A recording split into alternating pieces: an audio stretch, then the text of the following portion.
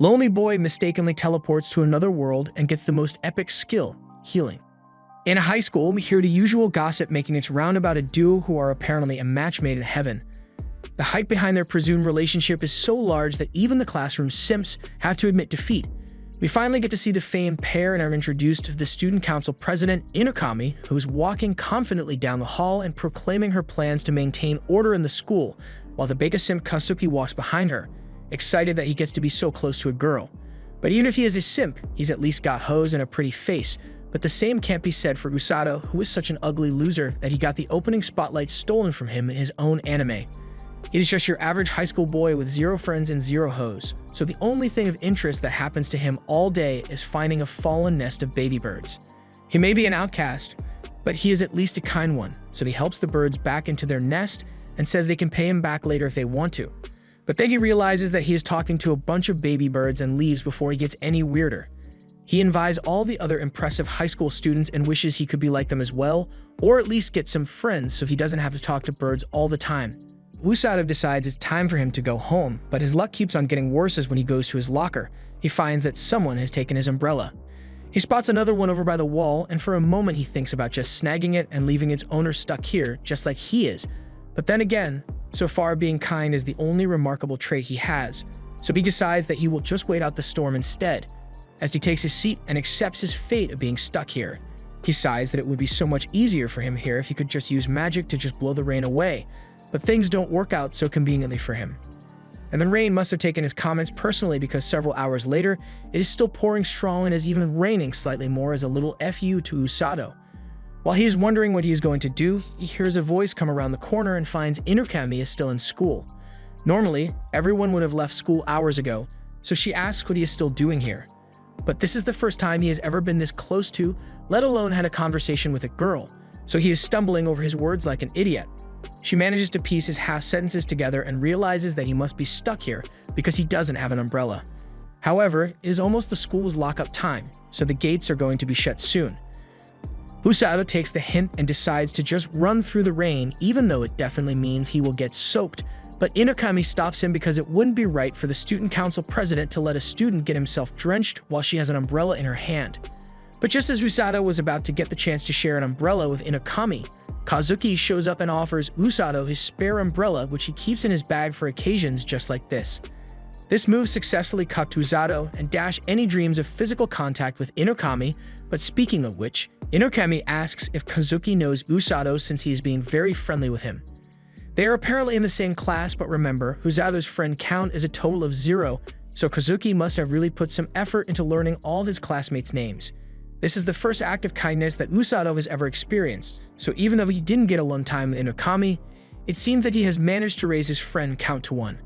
He is still a bit awkward, but Kazuki tells him there is no need to be so stuffed around each other since they are classmates, and seeing that Kazuki has become friends with him, Inokami gets in on the action, and they are now a trio of students. It looks like luck is finally on Usado's side as he went from holeless and friendless to just holeless.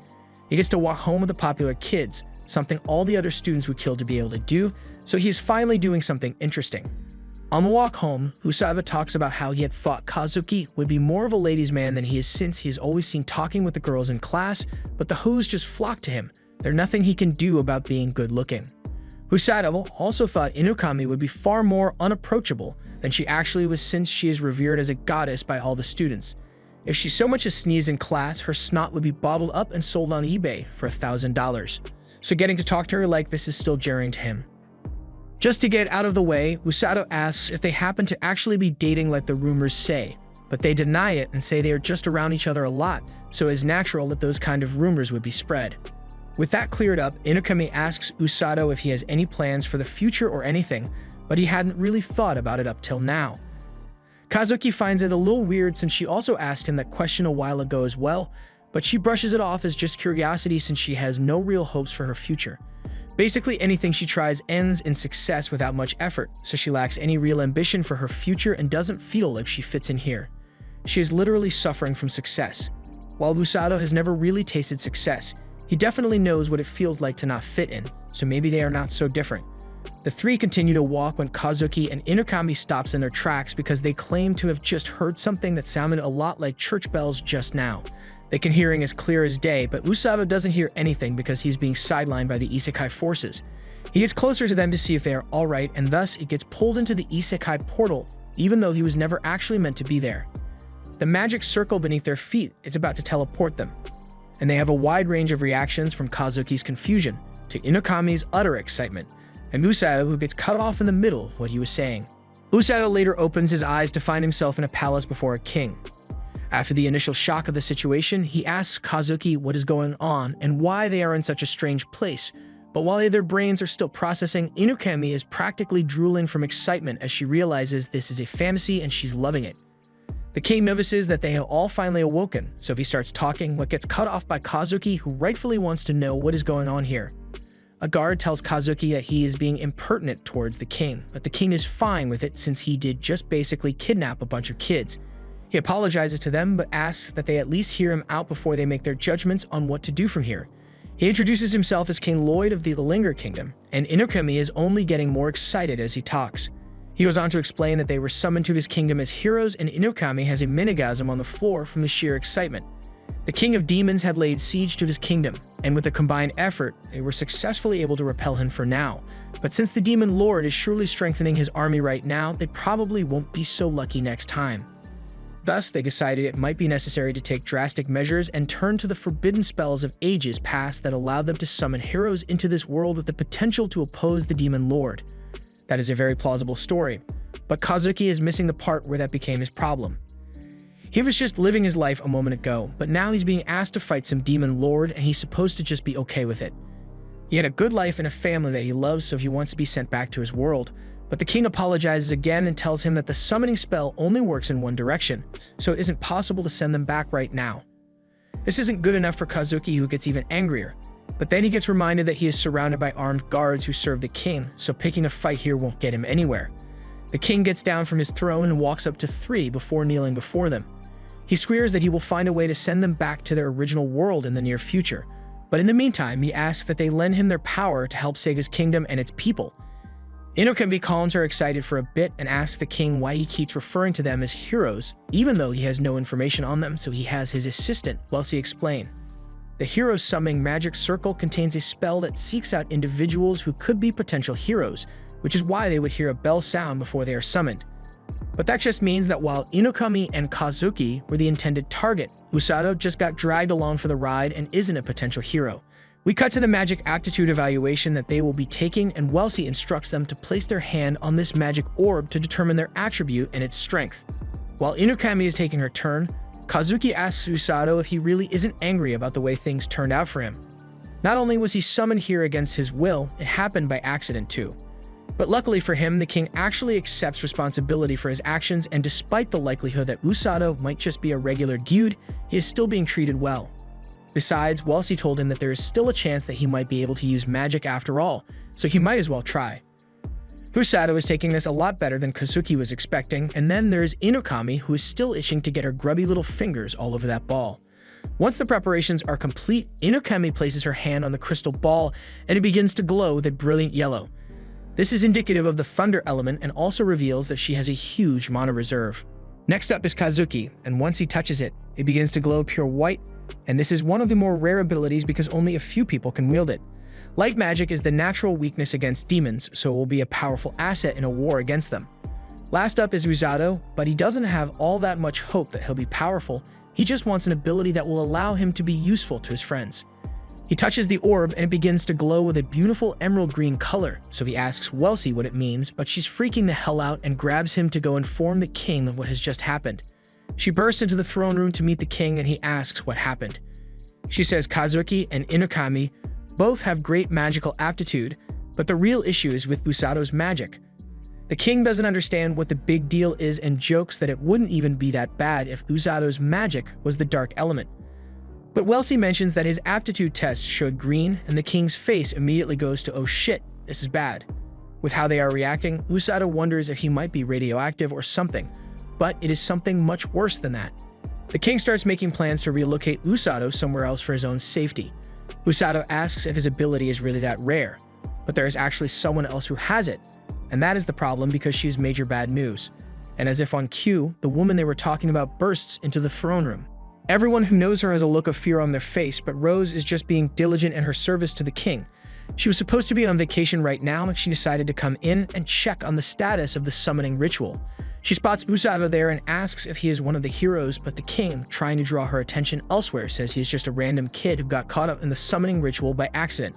Rose believes him and introduces herself to Usado as the captain of the kingdom's rescue squad.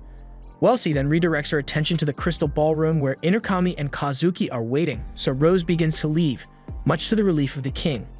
He tells Usado that they will figure out what to do with him later, but for now, they will provide him with suitable accommodation. However, Usado still has many questions he would like to be answered since he never learned what kind of magic green is meant to signify. Unfortunately, this was said within earshot of Rose, and upon realizing that his magic is green, she immediately makes a move to kidnap the boy. The king initiates a code red and asks Wellesley to get Usado out of here for his own good, so she forms a magic bubble and has him racing out of the castle at high speed. But Rose is always up for a manhunt and chases after him at amazing speeds. She catches up to the bubble and with a single punch, bursts it along with the entirety of Usado's intestinal tract. From the courtyard, she tells the king that she will be taking Usado, but he doesn't need to worry because she will turn him into a proper healer with her training.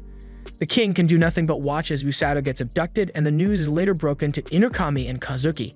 They ask if he is in any danger, but it's not like there is a threat of him dying, but there will definitely be psychological damage inflicted.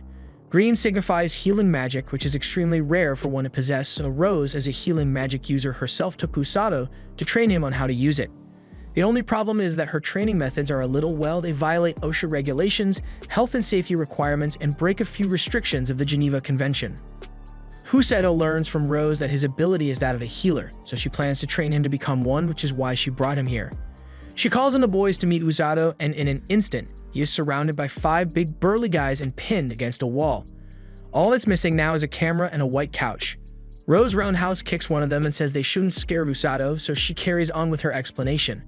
These guys are part of the rescue squad, but they aren't actually healers. There are 2 other healers in the rescue squad, but they are stationed elsewhere right now, so Rose is going to take on his training personally. And to put it lightly, Usado is screwed big time. There wasn't much he could do about the situation, so he chose to just sleep it off and see what happens. And as he awakens the next day, he finds that he is still in this world.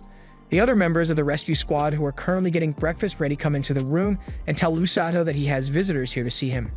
He is surprised to hear that and goes out to find Inumaki and Kazuki have come to check on him. They got worried when they heard that a green-haired lady just grabbed Usado and left, but it seems he actually isn't in any serious danger from his current condition. He tells them that he is fine, but then he remembers that he is still meant to be training under Rose today, and he is still thoroughly screwed because that walking tank of a woman is going to personally train him. He may be alive right now, but there's no telling if he will still be breathing by tomorrow. The others ask if the training is really that bad, and from what he has heard about it, it really is that bad. But he seems oddly calm about his fate since he already resolved himself to complete the training no matter what it does to him. There is nothing better for him to be doing anyway, so he might as well put up with it for now since it will give him a chance to not be so useless in this world. Inumaki finds what he says to be inspiring and makes a promise to do her best with her training as well, and that lifts Usado's spirits a bit as he starts talking about the kind of cool hero training they might do. The 2 later leave the rescue outpost to return to their training for the day, and as they go, Usado thinks those 2 are amazing for adjusting in this world so quickly. If possible, he would like to become someone who can help them in their various battles as heroes, which is why he is going to give his training everything he has got, even if it might kill him. Speaking of the devil, Rose comes out and asks if the heroes have finally left, startling Usado and making him give a very robotic response. Rose tells him to calm down since he is not in prison or anything. He is free to talk to his friends as much as he likes, as long as they are not training, of course. She throws a diary over to Usado and tells him to write down his training regimen or his experience here. And you know is going to be traumatic when they are giving you a diary before you even start training. She tells him they will begin after they are done eating breakfast, so he had better prepare himself. After breakfast, they begin their training, and surprisingly, it wasn't as bad as Usado had thought it would be. All they were doing was learning the basics of magic and how to control it, but for now, she tells him to just focus on the feeling of the magic in his body.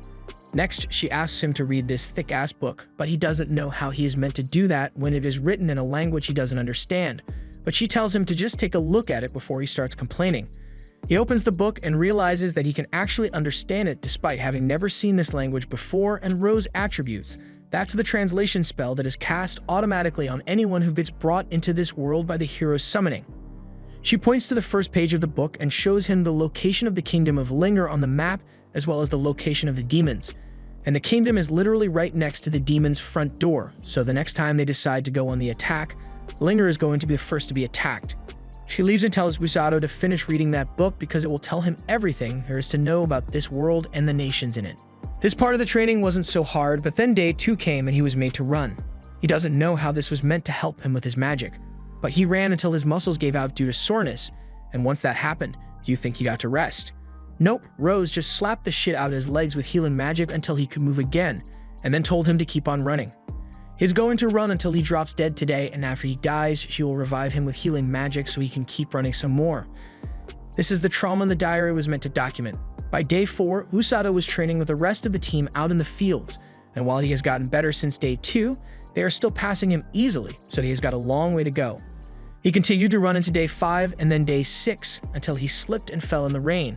But the hellish training seems to have had some effect because Usado can now see the glow of the healer light coming from his hand. But with all the pain he has had to go through, he can't even be happy about it.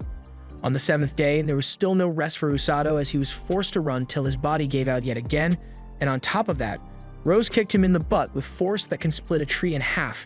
She tells him that the more he hates her, the harsher she will get, and true to her word, Usado got his butt kicked repeatedly, day after day, until his body was forced to learn how to output healing magic for its own survival. He was able to heal his broken butt, but not only that, he could now heal all the muscle soreness from running all the time on his own. Ever since he learned how to output his healing magic, he has been able to run indefinitely without getting tired, but even then, he is not sure if running laps every day make him strong enough to stand alongside Kazuki and Inumaki. He is keeping his doubts to himself in his diary for now because he already knows Rose would only punish him for thinking that way, and almost as if she can read minds, she yells that Usado has to do 30 more laps before he gets to stop running for the day. Now it's personal. Usado isn't doing this to help his friends anymore, he is just going to get through this training and prove Rose so that he can handle anything that she can throw at him. The next day, Usado had a new task added to his training regimen and had to do over 1,000 push-ups in one go. Usado is starting to get tired after over 800 push-ups have been completed, but torn muscle fibers aren't enough to stop him anymore since he can just heal himself when he gets tired. Rose finally tells him why she is pushing him to such lengths to strengthen his body, and it is because a healer is of no use if they get killed early in the round. He needs to have the physical strength to run away from the enemy if needed. The faster you can run on the battlefield means the faster you can save your allies from the brink of death, so it is very important that you strengthen your body as much as possible to be an effective healer. This time, Rose doesn't yell at him and just tells him to get back to doing his push-ups. The next day, his routine has become running all morning and then late into the evening, he does push-ups. This time, as he is doing his push-ups, he can feel that his body has gotten lighter for some reason, probably because the training is paying off, so to offset his new physical capabilities, Rose added weights to his workout routine for the next day. After that, Usado came into the house to find that his lunch had been stolen by one of the members of the team, and he wasn't going to stand for such injustice, so he was ready to lay the smack down on that guy if he can manage to catch up to him. He was complaining a lot at the beginning of the training, but now he is starting to get used to it more and more, which may not exactly be a good thing.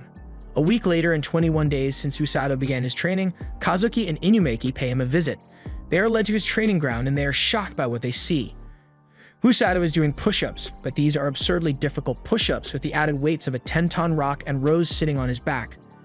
Usado has started to grow the spine to talk back to Rose whenever she tries to insult his performance, until he ends up saying that she is so light that this much is nothing. Shortly after, he began to regret those words as Rose decided to add another rock on top of the one that was already on his back, nearly flat-out squishing Usado, but he still manages to hang on for dear life. He uses his healing magic to repair the broken bones he must have gotten and continues to push through the pain, and that's the kind of thing Rose loves to see. At this rate, she thinks she will be able to take Usado with her onto the battlefield sooner than expected. As Kazuki and Inumaki watch what just happened, Kazuki can't believe how cruel the training he is undergoing is, but all Inumaki sees are those mouth-watering muscles that Usado is now packing. The knight captain that came with them is outraged by what he just witnessed and yells at Rose for trying to break the spirit of a young man. This kind of training would have left any regular man crippled, but even if she could heal him afterwards, the psychological damage wouldn't be going anywhere. However, Rose doesn't see a problem with her methods since Usado seems to be adjusting to it well enough. Plus, she plans to have him be her right-hand man so she can't afford to take it easy on him just because of his sanity. Usado hears this, and this was never part of the agreement. He doesn't remember ever saying he would become her right-hand man or anything. Rose tells Usado that he can take a lunch break and catch up with his friends since she has things to talk about with Sigillus. So Usado, Kazuki, Inumaki, and Princess Celia, who accompany them, all go to have a chat under a tree where Usado learns that Sigillus is the strongest knight in the kingdom. It's currently the one teaching Kazuki and Inumaki how to use a sword in battle, which Usado finds awesome. That aside, he asks who this girl is, so she introduces herself as Princess Celia of the Olinger Kingdom, and realizing that she is the princess, Usado begins to bow and apologize if he was rude to her. Celia doesn't like the princess treatment, so she asks Usado to just treat her like any normal person. She brought a pastry for them all to share together, so they dig in. Kazuki asks Usado if his training is always as bad as it was today, but he actually had it pretty easy today compared to what he normally has to go through. Usado asks what kind of training Kazuki and Inumaki have been up to this entire time, so he recounts that they've been doing sword training with Sigillus, followed by some magic training with Welsi in the afternoon. But their mental health is still taken into consideration while they are going through the training, unlike what Usado has to go through, but he has lost enough brain cells, so he is used to it by now and it's not as bad for him anymore. Usado reaches for another slice of pie and Inumaki can't help herself and gets real down bad for Usado's rock-hard abs. Usado tries to change the subject before Inumaki can any more moist and asks if there was something Kazuki wanted to ask him. Kazuki says it's nothing much, he was just wondering if Usado was having a hard time here, and yes, he definitely is, but is much more manageable than it was when he first got here. He wanted to run away, but Rose was too fast, so he had no chance of escaping, but after doing it for a while and getting used to the new environment, he has started to think of this place as home and somewhat enjoy the training. He may just be being stubborn in the end, but since he is not a hero or anything, he wants to be able to assist them when they go into battle against the demon army. Just then, the guy who ate Usado's food a week ago shows up to bring Usado his lunch, but Usado has still got beef with him. They start trading blows with one another, and Usado will probably win since he can heal himself and the other guy can't, but the others wonder if they should intervene or something. Kazuki thinks it is fine since Usado seems to be having fun, so this is probably him at the happiest he could be. Knowing that Usado is alright, he decides it is time to go back to the castle and continue his training, so they all get up to follow him back. As Inumaki is about to leave, she thinks to herself that there must have been a reason that Usado got pulled into this world with them, so they should all try their hardest to become the best versions of themselves here. That night, after beating up the lunch thief, Usado takes a bath and thinks to himself that he is glad he got to see Inumaki and Kazuki. Although Inumaki kind of creeped him out back there with how she was looking at his body, but then again, he can't blame her because his body is awesome right now. He is faster, stronger, better, and this is all a result of the training he has constantly been doing, pushing his body to its very limits and then healing it back up with his magic for an incredibly fast growth rate. But even with his unbelievable muscle gains, he doesn't know if it will be enough to save people out on the battlefield. The next day, Usado is told that he will be heading out with Rose for the day. The others know what this means for Usado, but he is still oblivious, so he follows Rose out of the kingdom and into the forest. There, she tells him that he is not allowed to come home until he has killed a grand grizzly bear. And I may be missing a page, but I don't think Usado ever actually learned how to fight, but Rose doesn't seem to care and just tosses him into the forest with no assistance or guidance of any kind. On top of that, Usado doesn't exactly have fly hacks enabled, so unless he does something quick, we're going to have to cut the season short. As he is about to hit the ground, he turns around to face his problems and proclaims he won't let himself die here as he stretches his arms to break the fall. And while he ended up surviving, you know he's got to have at least 2 new elbows after that one. He takes a moment to heal his broken body and comes to terms with the fact that he is now stuck in this forest until he kills a grand grizzly bear like Rose had asked him to. He could still just leave without killing one, but then he would have to deal with Rose, and Usado would much rather handle a bear than her. Besides, it's just a 2-meter tall giant with razor claws. How bad could it be? It is actually pretty bad after all. The bear is much bigger than he had thought it would be, and looking at it up close is terrifying, so he backs out and uses the Joestar family's secret technique. He is sure that with all of his running practice, he should be able to outrun the bear with ease, but the bear never skipped leg day either. Seeing that he won't be able to outrun the bear anytime soon, he thinks back to all the hellish training he survived and grew enough confidence to turn around and tell the bear, "Come at me, bro." However, this was never a fair fight to begin with, as the bear had 2 others there to jump Usado's ass. He turned back around and kept running like his life depended on it. As he ran, he heard the sound of a rushing waterfall, so decides to use that to his advantage and escape the bears by leaping off a cliff and into the water. The bears stand and watch to see if he comes back up, But after losing interest, they all walk off, leaving Usado alive for another day. Meanwhile, Usado makes it out of the river and hangs his clothes up to dry as he finally takes a look at what he has in his bag, and he sees that he was given nothing but the bare essentials for survival. Some water, a knife, and some bread that can also substitute for a weapon to deliver blunt force trauma. He still doesn't know how he's going to manage to take out a grand grizzly, but there's no use worrying about that now as it has gotten too late to do anything more. So Usado just decides he'll deal with it tomorrow and covers himself so he can safely get some sleep. The next morning, he heads out and begins strategizing for the takedown of the grizzly bear, and the first thing on the agenda is to find out where the thing lives so he can plan out an ambush on it. He begins making his way through the forest and marking out his path so he doesn't get lost when he comes across some bear claw markings on a tree nearby, so he starts worrying that the bear might be nearby right now. However, as he draws his knife in preparation for a fight, all he sees is the head of a little bunny looking at him. The bunny appears to be hurt on its back foot, and even though he is still in a survival situation, Usado decides to be nice and heal the protein so it can live another day. He then gets back to his hunt for the grizzly, but now he has the protein following him around. He tries to tell it to leave him alone, but the bunny keeps following him around until he tells it to stop unless it knows where to find a grand grizzly. To his surprise, the bunny knew exactly where to find them and proceeds to lead Usado to the exact location of the grizzly bears who are currently sleeping. For now, he decides it would be best to just observe rather than going straight for the stealth kill achievement, so he heads back to camp. On day 3 of his forest trial, he is now forced to drink untreated river water, which I'm sure won't have any lasting effects. While he was collecting some, that same bunny comes up to him again, wanting to spend time together, so Usado agrees as long as it doesn't do anything rash while they are watching the bears again. There were no significant changes to the behavior patterns of the bears, and watching them act normal, Usado is starting to find them to be really cute. It also helps that he has this cute bunny around to accompany him, so he's having a bit of fun now. It's day 4 and Usado is no longer having any fun. He just spent all morning shitting his guts out thanks to that untreated river water, and healing magic has no effect on his current bowl blasting syndrome, but he has no other water source, so at this rate he's going to be done in by water. While writhing in pain, the bunny comes over to check on him, and Usado is happy he gets to see his bunny friend before he dies of water poisoning. But the bunny is more than just a cute companion. It actually has valuable information about the area and leads Usado to a pool of clean water in the forest. It may not be perfect, but it's definitely a whole lot better than river water.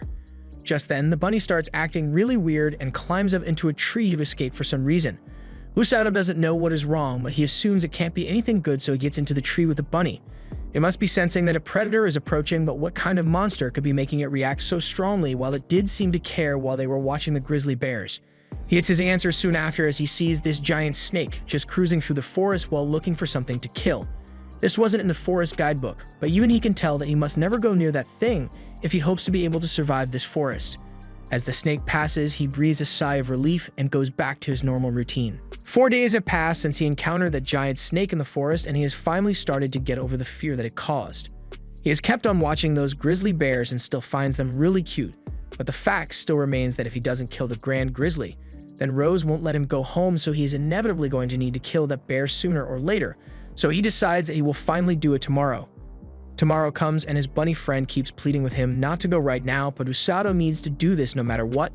So far, the bunny hasn't failed Usado yet, so he agrees to stay back at least until the rain stops. As the rain settles down, Usado heads off to finish what he was thrown in here to do and walks toward the den of the grizzly bears. But as he gets there, he finds that something else already beat him to the punch and killed the grand grizzly. From the look of the bite marks on the body of the bear, it must have been that snake that did this to them. And what's worse is that the snake was clearly just itching to kill something, since it clearly didn't kill them for food or because a scary healer lady was forcing him to do it. The baby bear tries to get its parents to wake up, but they are dead. Usado hates losing, which is why he kept up with Rose's unreasonable training methods, but more than that, he hates the scene of the baby bear losing its parents like this, so he swears to avenge it, which is pretty ironic considering that he was coming here specifically to kill him before. Back in the kingdom, Inumaki and Kazuki go to visit Usado again and are told that he isn't here at the moment. He has been out training in the forest for the past 10 days so far, but Kazuki thinks that is a bit too long to just be training and starts probing for the details of Usado's training regimen, but the guys don't want to give any details without Rose's permission, so they feign ignorance. Kazuki is still really worried about Usado, but Inumaki doesn't seem all that bothered, since from what she knows about Usado, he'll be fine. Meanwhile, Usado is preparing for war out in the forest, and after making sure he is ready, he asks the bunny to show him the way to the giant snake. Understandably, the bunny is hesitant to go anywhere near the snake, but Usado assures it that it won't have to stay there. All it has to do is lead him there so he can fight it. The bunny agrees, and eventually Usado comes across the den of the giant snake and finds the baby bear who just received his first defeat of his shonen career after trying to avenge his parents. It even has the scar for character development. Usado is scared at the sight of the snake, but he swore he would defeat it. That is what he's going to do. Besides, nothing is scarier than Rose, so this shouldn't be that bad. He runs forward and tries to stab the snake in the face, but nearly gets his face bitten off in the process.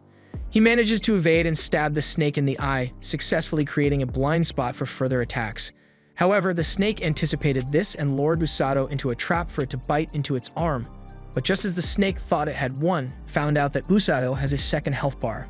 He managed to do some good damage to the snake, but now he's got the problem of being poisoned.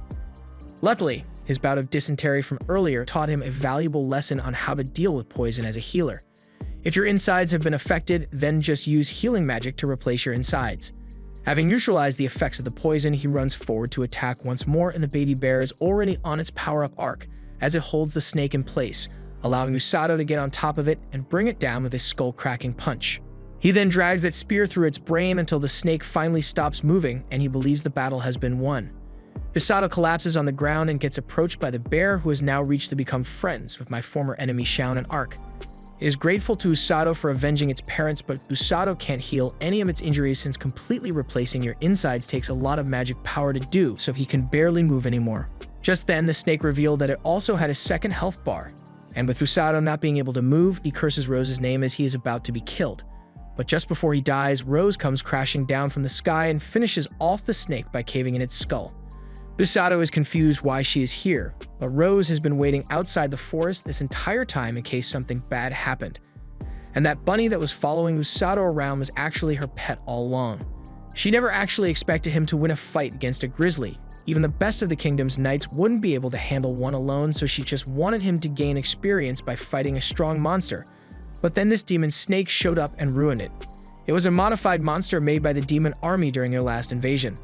Sigilise failed to finish it off, so it somehow ended up here, and she had to say that she is really impressed by how well Usado did against it. In regards to his training, he passed with flying colors, so she carries him out of the forest and back to that clifftop. She is proud of how much he has grown and tells him that he has the right to stand beside her on the battlefield. He has everything she is looking for: a strong body, high pain tolerance, and a strong will to go on. Though he still lacks battle experience, they need to make it in time with the training because the demon army will be making their move soon. Upon hearing the news, Usado believes she means that war will break out soon, and he is correct in that assessment. And when the war inevitably arrives, he will be tasked with healing the injured on the battlefront. This means that he's going to have to go out onto the front lines. Usado is a bit nervous about being on the front lines of a war, so he asks why the other two healers can't handle the front lines instead of him. While there are two other healers, Rose says they have other places where they are best suited, which is code for those two are wimps. But not Usado, as he has what it takes to keep up with Rose, and for that reason will be indispensable to the lives of the soldiers who will be relying on him. No pressure, but yeah, a lot of pressure. In any case, Usado still has time before he needs to start worrying about that, and hopefully by then, he will be ready. Meanwhile, on the Demon Continent, the Demon King asks one of his generals how the preparations for the planned invasion are going, and it looks like there will be no delay in their plans. He does expect to win, but is worth being cautious since the kingdom was able to repel their forces even if only temporarily. Thus, he puts his general in command and tells her that while he doesn't expect her to fight to the death out there, she had better at least come back with a KD ratio above 1. She promises to live up to his expectations, and Amila is dismissed from the meeting. As she exits into the corridor of the demon castle, she gets teased about being nervous in front of the king by her fellow general. Amila has better things to do than get teased by the furry doctor, so she begins to walk off. However, Huralik tells her that his latest animal experiment is going really well, so she could come check it out if she wants to. Curiosity gets the better of Amila, and she decides to go take a look at what kind of monster the doctor has cooked up this time. It's a giant snake with potent venom, but that's just the same as the one he made last time. And didn't it end up escaping after they poured a lot of their budget into it? The last one was defeated by a knight named Sigils and ended up escaping, but there is no need to worry as this one is far stronger than the last. Amila certainly hopes so, since there is a threat in the kingdom that is far greater than that of Sigillus. Hurlik knows what she is referring to, as he has heard the rumors as well. They are called the Kidnappers, since they just run out onto the battlefield and snatch up any of the wounded before dipping the hell out of there. The reason the Linger has been able to hold its ground is thanks to the works of these rescuers in minimizing casualties. And not only that, but their boss is a healer as well, so she's able to get wounded soldiers back into the fight while also being an abnormally fearsome fighter. A healer has no business one shooting bosses out on the field. But do you think Rose gives a damn? Amila's master and Rose have some history, so Amila hopes to be able to kill her with her own hands if they ever cross paths. Unfortunately, that won't be anytime soon, as since she was put in charge of the battle, she is not going to be taking part in any battles. The front lines are going to be handled by that guy over there, the immortal dark magic user. Meanwhile, Usado has finally settled back into a normal life and is just glad to have a bed again. Early that morning, he heads over the pens to wake up his bear companion, and as it wakes up, he offers it some fruit that he found in the dining room. It seems to like it a lot, so Usado tries a bite of the fruit, and it apparently tastes a lot better than it looks. So that bunny that was spying on him for Rose wants a bite of it as well. Usado hasn't forgiven it for betraying him yet, but then again, it's a very cute bunny. Usado caves in and gives the bunny some fruit as well, but that makes the bear jealous, so Usado gives Blurin another one. Rose comes up to him and is judging Usado harder for his choice of name for the bear, but in any case, she told the king about the bear and they got a budget extension to take care of it. Blurin is officially the property of the rescue squad, but that also means that he is going to be forced to pull his own weight around here. But in actuality, Usado is the one who is pulling all of Blurin's weight, as he is now carrying him on his back for training. Rose says this is necessary to simulate the situation where he will be carrying a person's body in his back and running through a battlefield. Rose tells him to start running already, so Usado sets off on his simulated battle run. As he is running though, he gets attacked by the rest of the rescue squad, who were tasked with recreating the conditions on a battlefield, so they are all going to be after him for the entire duration of the run. An hour after the initial attack, Usado gets surprise attacked again by one of the guys popping out of the ground, and the other throwing poop water at him. Many other things are thrown at Usado, but he is able to dodge and evade most of them with ease. However, as 6 hours drag on, he finds that he is much more tired than he normally would be at this point and ends up collapsing. He knows that he normally should be perfectly fine with running for 6 hours straight, but his body has already given out. Rose comes up to him and explains that the reason he feels much more tired than usual is due to all the stress, anxiety, and frustration that comes with the environment of a battlefield. All the mental anguish slowly eats away at you until you physically can't go on any longer, and the best part is there's no way around it. You've just got to get used to it. Rose heals Usado and tells him that once his magic levels have been restored, he should go into town and run around before circling the castle for the rest of his training. All while carrying Blurin, of course. Usado does as he is instructed, and as expected, people begin to stare at him as he runs through the town carrying a blue grizzly bear. The people slowly realize that Usado is one of the members of the rescue team, so they now know that there is nothing to be worried about. Blurin's nose picks up a good scent, and he wakes up to tell Usado to follow the scent, which ends up leading them to a stall where the delicious fruit from that morning is being sold. Usado apologizes to the lady since he doesn't have any money on him to buy anything, but he asks what that fruit is called since he doesn't know what it is. She informs him that it is one of the country's signature fruit. Usado has one more question and asks why, even though he is carrying a dangerous monster in his back, the people here don't seem to be freaking out at all over it. So the least explains that it's because they know he is part of the rescue squad. They can tell by the dusty outfit he is wearing, and from time to time, the other members of the rescue squad would run through town. So if the people could get used to those guys' ugly faces, then there isn't much that can scare them anymore. Usado thanks the lady for the information and promises to come back some other time and buy some fruit from her. But before he leaves, the lady offers him one for free to commemorate their acquaintanceship. Usado thanks her for the fruit, but he doesn't get to enjoy even a bite of it, as Blurin chomps down on the entire thing and also a bit of Usado's arm as well. Usado gets moving again, and as he leaves, a girl who was assisting the old lady comes out and asks if the boy who just left happens to be a part of the rescue squad, and it seems like she might have some interest in him. As Usado was getting closer to the castle, he decided that he might as well visit the others since he was here anyway. But as he continued to run, a blonde man notices him and starts trying to catch up to him, but he clearly can't keep up at all. Usado notices him as he is about to die of exhaustion and turns around to get him to a place where he can rest and be healed. This guy is named Orga, and he is one of the other healers that were mentioned earlier. And while he seems quite nice compared to Usado, Rose was right, he's a wimp. Orga is really impressed that Usado can manage to keep up with Rose's training regimen, as it was impossible for him and his sister to do so at all. His sister is the other healer who is 5 years younger than him, and they run a clinic in the town and healing the citizens with their magic. However, if he is so good with healing magic, then how come he wasn't able to heal himself to recover his stamina while he was chasing Usado? In Orga's case, he just isn't very good at healing himself, but he's much better when it comes to healing other people. Usado asks what Orga's role is on the battlefield, and for the most part he stays in the rear while the members of the rescue team bring the injured back to be healed. Usado reveals that Rose had asked him to join her out on the front lines, but honestly, he doesn't know if he is cut out for something like that. Orga understands what Usado means and explains that in battle, the ones who are in the greatest danger are always the knights and magicians on the front lines. This reminds Usado that his friends fall into the category of people who are sent to the front lines and have to fight there. Warriors on the battlefield who get injured can usually do nothing but wait for death to come knocking as they bleed out. Their only saving grace are the healers running around to save them, and while Orga knows it is a dangerous and exhausting job, he also knows that Rose wouldn't choose someone to go out with her unless she truly believed that he could handle it. Orga needs to get back to his clinic soon before his sister gets upset with him. So Usado gets up to continue his training, but before he leaves, Orga asks him not to hate Rose too much since she may be a little abrasive at times.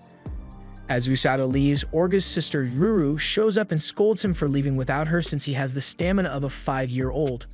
Orga says he's fine, but more importantly, he got to meet someone very interesting, and he's sure she'll like him the next chance they get to see each other.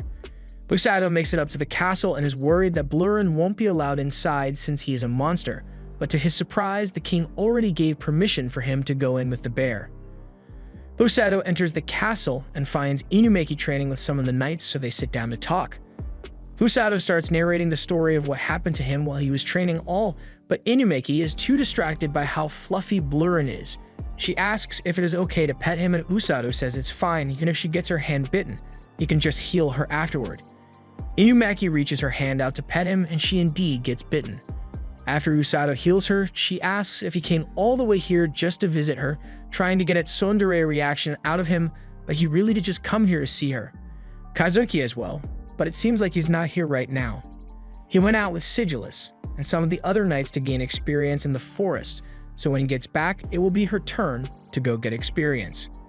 Usado is sure she will do fine and tells her as much before getting up to finish off his training for the day. That night, Usado meets with Rose and tells her that he was terrified to set foot on the battlefield, but today he realizes that he is even more terrified of losing his friends. So while he can't fight and won't kill, he will save everyone that he can, and Rose is happy to hear him say that, as those are the ideals of a true member of the rescue squad. The next day, Usado is woken up by a bag dropped on his chest as the king has issued an order for him to head out. He will be accompanying Inumaki on her upcoming training mission.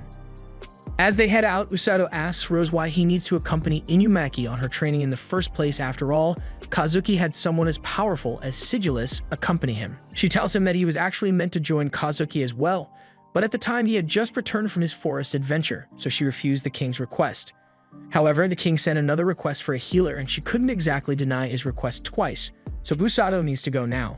But there's nothing to worry about since he is not going as combat support, he is just there in case they need a healer. They arrive at the castle gates, and Inumaki is surprised to see that Usado will be joining them on the expedition, and even better, she gets another chance to play with Blurin since Usado brought him along. Though the real reason Blurin is here is because he kept biting everyone's hand, so he can't leave him at base. Moving on, Inumaki decides to introduce Usado to the rest of the party, so he meets Iruku the Knight and Korin the Mage. Usado is pretty sure he has already met the knight before, and he is right as he sees him guarding the castle gate on his morning run. Just then, Rose walks up to Inumaki and warns her that Usado's healing magic isn't a get-out-of-death-free card. It can heal wounds and cure poison, but there are limits to its capabilities. Thus, she shouldn't take it for granted. But considering she was trained by Sigillus, she shouldn't need to be healed too often. Rose walks off, and Inumaki remarks that she is really strong. She's never been in the military before, but hearing Rose made her instinctually salute. They get on with the expedition, and we get a look at Kazuki as he is training with his sword. The princess comes up behind him and scolds Kazuki for working his body even harder despite being so fatigued from training, and even in this world, it is clear that the hoes still flock to him. Celia is worried for his well-being, but he assures her that he is perfectly capable of handling this much exertion. Meanwhile, Usado hears from Inumaki about the condition Kazuki was in when he returned from training.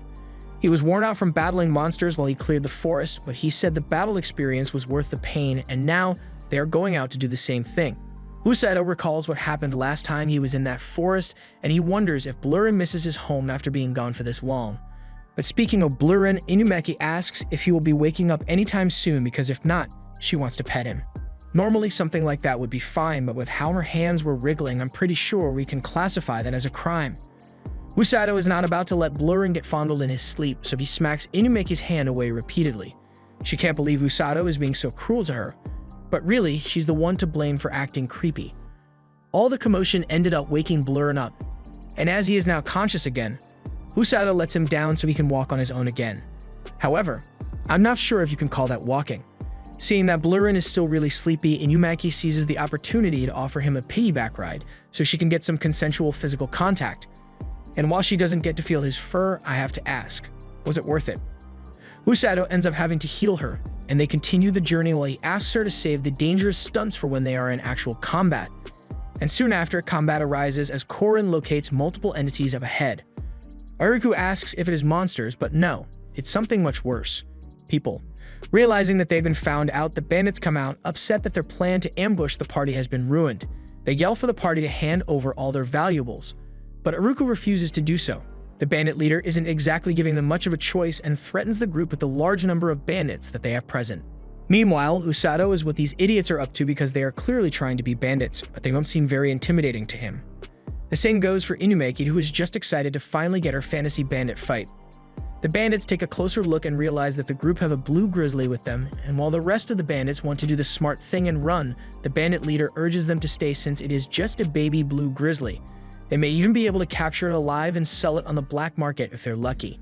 Hearing them threaten her beloved Blurren, Inumaki fires a thunderbolt at one of the bandits, and surprisingly, the guy is still alive afterwards.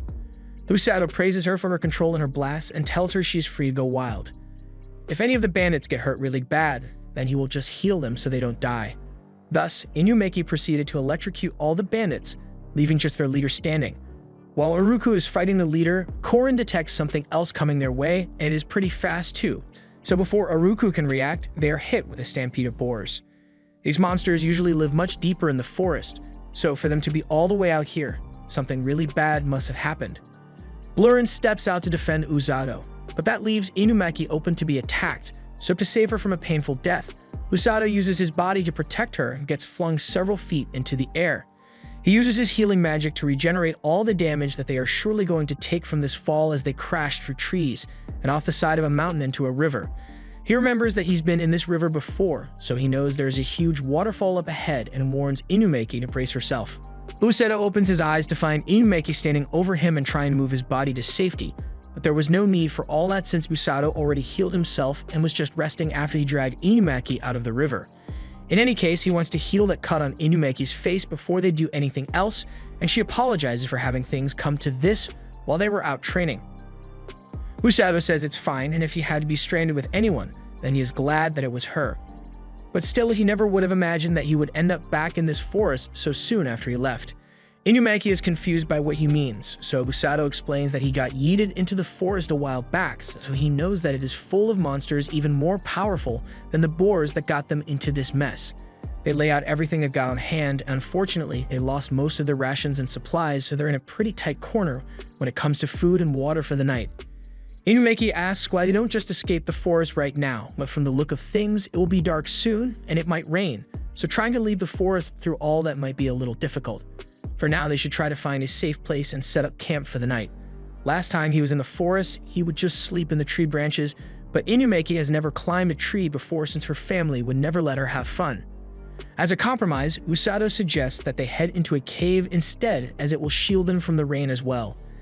And now that they've settled their shelter issues, Usado mentions that it would probably be a good idea to get out of those soaking wet clothes. She agrees and goes over to a corner to change, but then she gets embarrassed and thinks Usado might peek at her. However, he hadn't even thought about doing any like that. Later on, Inumaki uses her lightning powers to catch them some dinner by electrocuting the entire population of salmon, and then starting a fire so they can cook that salmon. Usado is so glad to have her around because she is really useful in these kinds of situations. He takes off his clothes to have them dry off and sits by the fire to warm up a bit. Inumaki is over in the corner of the room, staring at the wall, so Usado apologizes if he made her feel uncomfortable, but it's just because after staring at his muscles, she's having trouble keeping her composure. She looks up and spots 4 glowing red eyes looking back at her, but rather than a spider as one would assume, it turns out to be a group of venom monkeys. Usado says he has read about these before and they shouldn't be aggressive, so it is safe to be this close to them. However, they do have venom in their name, so she should avoid touching them. Unfortunately, Inumaki never learned to keep her hands to herself and gets herself poisoned. Meanwhile, back at the castle, they have just received word from one of Korin's familiars that Inumaki and Usado have both gone missing. Kazuki is beside himself after hearing this and asks if a search party has already been assembled. The king assures him that the search party will be dispatched in the morning, but that isn't good enough for him, so he prepares to head out by himself. Before he can leave Felm, Rose gets in his way and assures him that there is no reason for him to be concerned for their safety. After all, Usado has survived far worse, and if he is alright, then Inumaki will survive as well. Rose was right, as after curing Inumaki's poison, they had a great lunch of fish, and Usado is really grateful that he has his own personal sparker with him. Inumaki doesn't like being compared to a piece of camping equity, but she is getting pretty sleepy, so Usado suggests that they take turns getting some rest. He's fine with letting her sleep first, but she feels bad after making him heal her so much since they got here, so she wants him to rest first so he can recover his magic. As the rain begins to pour, Inumaki calls over to Usado to see if he is still awake, and after he responds, she asks how he feels about them being summoned. That's a tough question since he wants to go back, but at the same time, he now has a reason to stay here as well. Inumaki doesn't want to go back, and Usado has a good idea of why. It's because she has nothing left for her in their original world, so she's much happier here. Usado sees nothing wrong with her way of thinking, as he also wanted to change. When they first got here, he trained so hard just because he didn't want to become a burden to her and Kazuki, but now he wishes to protect them along with all the people of the kingdom. Inumaki feels the same, so they agree to forget about Earth for now and just worry about saving this kingdom first. The next morning, they begin making their way out of the forest when they encounter something in the bushes. They are on edge at first, but it turns out to be Blurrin and the others who finally found them. Aruku is exhausted from having to chase Blurrin all the way here, and once he is healed, explains that they were searching for Usado and Inumaki when Blurrin suddenly started sprinting, so they thought he might lead them to Usado. Unfortunately, Blurrin was fast as hell, but now that they are all reunited, they prepare to leave the forest together. Usado and Inumaki later have a meeting with the king, who is glad to see that they both made out of the forest safely. He apologizes for getting Usado mixed up in this whole mess, but he says it is fine since it wasn't his first time getting thrown into that forest. This confuses the king, since there should have been no reason Usado ever gets stuck in that forest, and this is where Usado remembers that thing about Rose's training violating all the regulations imaginable. So to prevent fines, or whatever the equivalent would be in this situation, Usado lies and covers for her. Usado then looks over at Rose and realizes that he has no reason to want to cover for her. All that training must have been messing with his head, and it is really frustrating. With that out of the way, the king tells Usado that they will be reorganizing Inumaki's training for a later date, but for now, he wants to have a meeting with Rose and Sigillus, so he dismisses the kids. As Usado and Inumaki leave, he can't help but worry about the situation, especially since it seems like they are talking about something really serious. He is worried that he might get fired, but there aren't many hero candidates available, so Inumaki is pretty sure their jobs are safe. Just then, Kazuki and Princess Celia come up, and Usado casually greets them since it has been a while since they last saw each other. Kazuki can't believe they are up for small talk, as they both got lost in a monster forest and are just chill about it. He was ready to dash out into the forest to find them himself if he had to. Inumaki teases him for being reckless, but it's not like she's one to talk after she got herself poisoned because the monkey was cute. Later, they say their goodbyes to one another as they need to get back to their training. While Kazuki was catching up with his friends, Celia was feeling a bit left out. So while they are alone, Celia asks if she can become one of Kazuki's friends as well.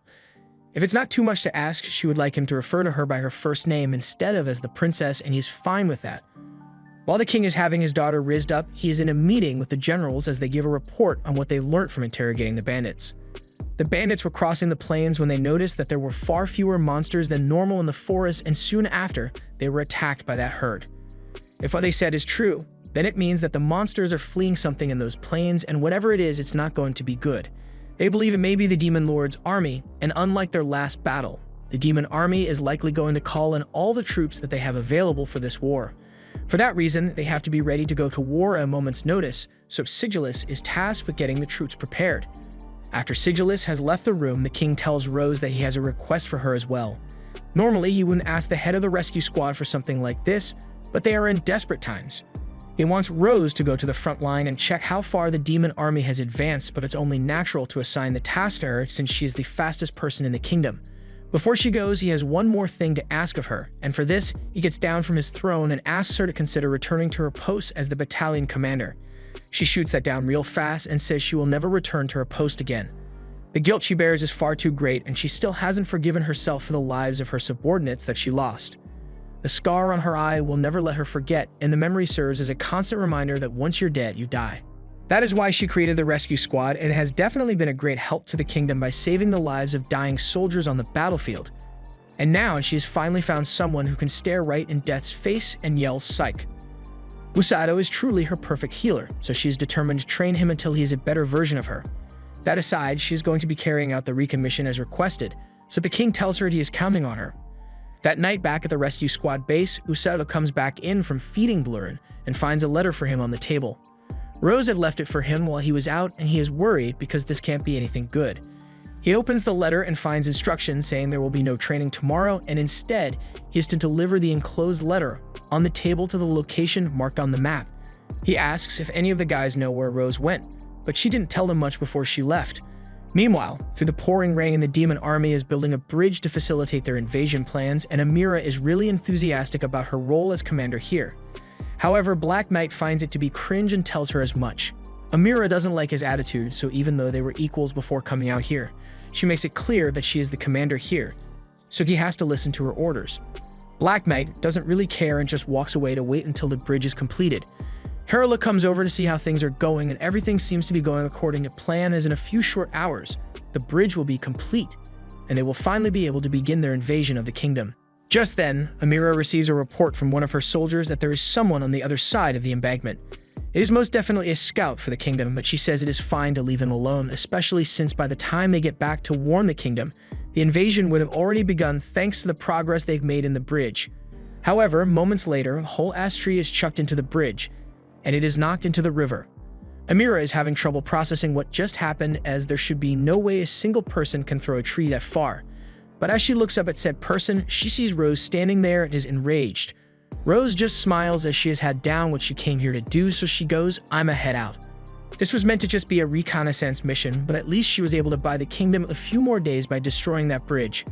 The next day, Usado is out in town following that map Rose gave him, and people seem to be staring at him quite a lot, but it's more so because he is acting way too normal for someone who's part of the rescue squad.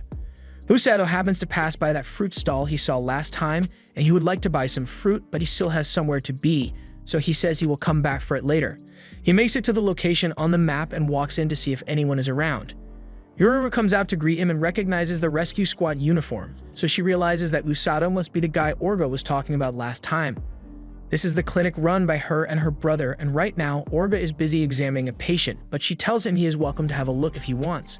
They check in while Orga is healing his patient, and Usado notices that Orga's healing magic is much more intense and smooth than his own, so he really is specialized in this. After the boy is healed, both he and his mother are overjoyed, and now that he doesn't need to concentrate anymore, he realizes Usado and Ruru were watching. They sit down to chat, and Usado finally delivers the letter from Rose. While Orga is reading, Yururu chats with Usado about the Resume squad, and Usado ends up asking why she decided to quit. There were many reasons, like even though she's not as good as her brother, she is also specialized in healing others, so she couldn't keep up with the training. Meanwhile, as Orga reads the letter, you can tell that it's not good news from his sour expression, but he tries to hide it from the others while they continue to talk. In truth, Ruru feels a bit bad that she couldn't handle Rose's training, especially since Rose put everything she had into training them at the time. But she couldn't make the cut and ended up being slightly scared of Rose, although she seems to be much happier now that Usado is around. Just then, a man comes running into the clinic in a panic as he tells Orga that there was an accident where a guy fell off a roof, and on his way down, he took out 2 other people, so they need help quick. Orga agrees to come and asks Usado if he will be willing to join them, so they all head out to the scene. Usado makes it there first and Orga still has terrible stamina, so he catches up later. There are 3 people laid out on the floor bleeding. So after checking, Orga is sure that yeah, these guys are messed up pretty bad. He asks Usado to take care of one of them while he and Ururu handle the others. Usado prepares to heal the man's injured leg, but he is starting to second-guess himself because he has never had to heal an injury this severe before. And if they end up on the battlefield, he is going to have to heal injuries that are worse than this. Orga tells him to calm down and relax because to heal others, all he needs to do is believe that he can do it. Usado remembers what Kazuki said about Rose having complete trust in his capabilities, and if she believes in him, then he can believe in himself.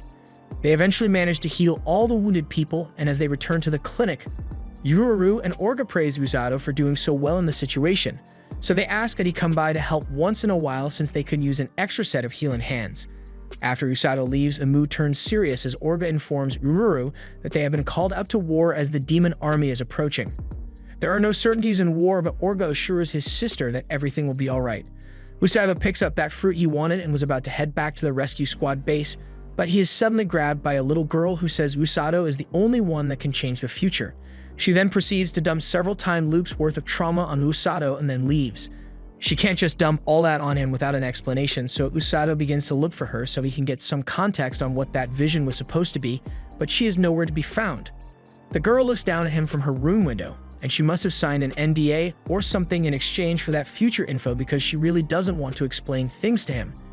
Instead of providing some insight, she just silently begs Usado to succeed because he is the only one who can change the future. Usado continues to ask around town for the fox girl to see if anyone knows where she could have gone, but the guards haven't seen her anywhere. He cries out in frustration over the girl disappearing on him, and Rose happens to hear the commotion he is causing, so she comes over to check out what's going on. The guard gets scared by the mere presence of Rose, so he removes himself from the situation as soon as she arrives. And Usado can't really blame him either, as Rose is indeed pretty scary. Unfortunately, he made the mistake of saying this in front of her, so Rose palms his face and lifts his body by the skull. He tries to take back what he just said, but Rose heard him loud and clear. He then changes the subject by asking what Rose has been up to for the past day, so she finally drops him and explains that she was out on a field mission to scout out how far the demon army had managed to advance. Usado asks for more detail, so she continues by saying the demons were trying to cross the river by building a bridge, but there's nothing to worry about for now as she managed to destroy their bridge, so they should have a few extra days of safety. Usado is happy she did that, but that was a lot for someone who was meant to be out scouting, which earns him another face-palming from Rose.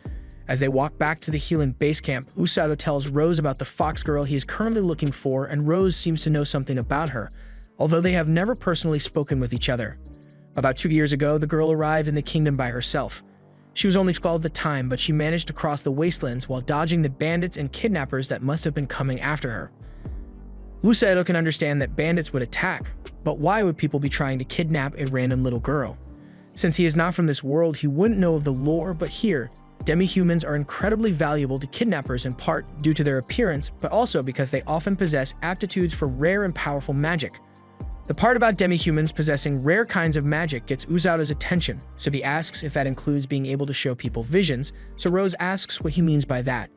He describes something like a nightmare of a future he hopes never comes to pass, so Rose gets the picture and states that there have been some beastmen known to have a magical ability called precognition that can predict the future, but that ability is extremely rare, and if one happened to have it, they would be heavily guarded for their own safety. She asks what made him bring up a question like that, but Usado doesn't want to tell her the full details of what happened to him, so he explains it away by saying he just read about it in a storybook. Rose is suspicious, but she has nothing more to say for now and tells Usado to head back without her because she needs to give a report to the king about her scouting mission. Back at the castle, Rose has just completed her report to the king, so he thanks her for her hard work and halting the enemy's advance. However, although she may have slowed them down, they are definitely working on rebuilding that bridge right now, so they have a few days at best before they complete it. This means they need to prepare for the invasion immediately, so he calls for Kazuki and Inumaki to be brought in for a meeting so he can brief them on the situation. The two of them have received the urgent summons and wonder what could be so urgent that they needed to be called immediately. As they turn the corner, they bump into Princess Celia and Inumaki treats her like she normally does, although things seem to be awkward between her and Kazuki. The king is still waiting for them, so Celia says they can go ahead and speak with him now. Meanwhile, at the rescue squad base, the guys are snoring as loud as ever while Usado lays in bed unable to sleep. He can't get the vision of the future out of his head. But even if he knows what will happen, what can he possibly do to stop it? The one thing the fox girl said before she ran away is that this is a future he can prevent, but he doesn't understand how he could possibly do that. Just then, he sees some floating lights outside the window, and since he is the only one awake, he gets to check it out only to find Kazuki waiting outside. The two sit down and have a chat, and Kazuki apologizes for coming here at this time of night, since Usado probably needs to be up early in the morning for his training, but he says it's alright since he wasn't sleeping anyway. Kazuki tells Usado that he was just called into a meeting with the king earlier this night and was told that the battle with the demon army will soon be beginning. He was expecting this, so he wasn't too surprised, but Inumaki seemed almost happy to have the chance to be soaked in demon blood. However, when he thought about having to fight and kill on a battlefield, he lost his nerve and ran out of the castle, which is why he is here now. He admits to Usado that he is scared to fight a war, and back when he was training the Sigillus and had to fight monsters, his legs froze up after he saw them for the first time. The monsters put up a fierce fight when he tried to fight them, and once he finally managed to defeat one, it dawned on him that he had been taking this whole situation way too lightly. When he fights the demon army, they are going to try to kill him with everything they've got, and that's not something he has come to terms with yet. The people of this kingdom have been so kind to him, supported him, and are relying on him to be their hero, but he's not sure if can live up to what they expect of him. Usado understands how he feels and begins to tell him how he thought of him back on Earth. He always thought Kazuki was a cool guy who knew what to do in every situation, but now he knows that even he gets scared as well. It must be tough having to live up to the expectations of those around him, but just so he knows he doesn't have to keep living up to those expectations. It's good to try to help others, but that should make him feel like it's wrong to put himself first sometimes. Kazuki asks how Usado feels about the war, so after thinking about it for a bit, he states that he will be joining the warriors on the front lines. He wants to save the people who get injured out there, and it's not like he isn't scared out of his mind whenever he thinks about it, it's just what he decided to do. Even though he could end up dying, he wants to be able to save the people he cares about, including Kazuki as well, and he'll do that whether Kazuki goes out to fight or not, because either way, he is still going to be his friend. Seeing Usado show so much resolve in the face of immense danger for the sake of his friends makes him more confident, so he decides that he will fight to protect everyone he cares about as well.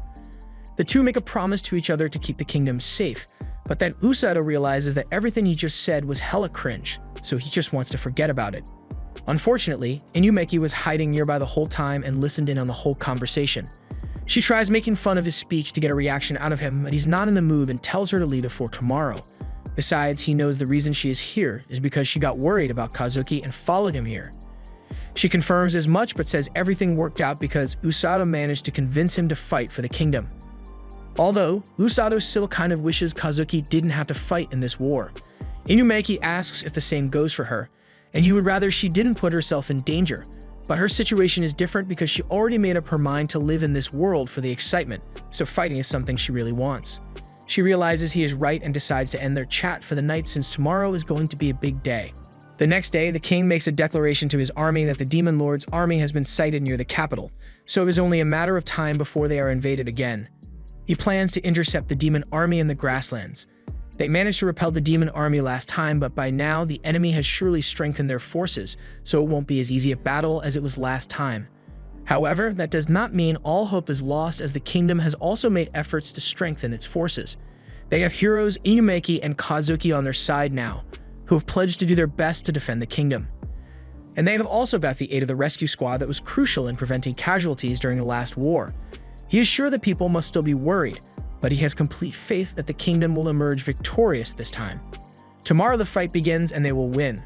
We later see Kazuki all dressed up in his suit of armor for the battle, but before he leaves there's something very important he must do, so he heads over to Celia's room. Celia was sitting on her bed when a maid came to inform her that Kazuki was here to see her. She answers the door and Kazuki apologizes for barging in on her like this, but she is actually happy she gets to see him before he leaves. He informs her that he will be leaving for battle tomorrow and she is worried for him, but tells him she hopes he has success in battle. Before he goes, Kazuki tells her that he will be back, finally calling her by her first name and making her blush, but at least he didn't confess his love or anything because that would have been a definite death flag. Back at the rescue squad base, Umaru is marveling at how cute Blurin is and asks if Usado will let her pet him. Usado has nothing against her petting Blurin, but she may lose a finger or two, especially now that he has gotten bigger. She doesn't think that will be an issue since animals always love her, but as she tries to pet his head, Blurin smacks her hand away repeatedly. She was on the verge of tears since he won't let her pet him, but that's when Rose's bunny shows up and gets on her shoulder. She tries to pet it as well, but even the bunny won't let her touch it. While she is dealing with rejection, Usado notices that Orga is being rejected by gravity, so he goes over to save him from dying before the battle begins.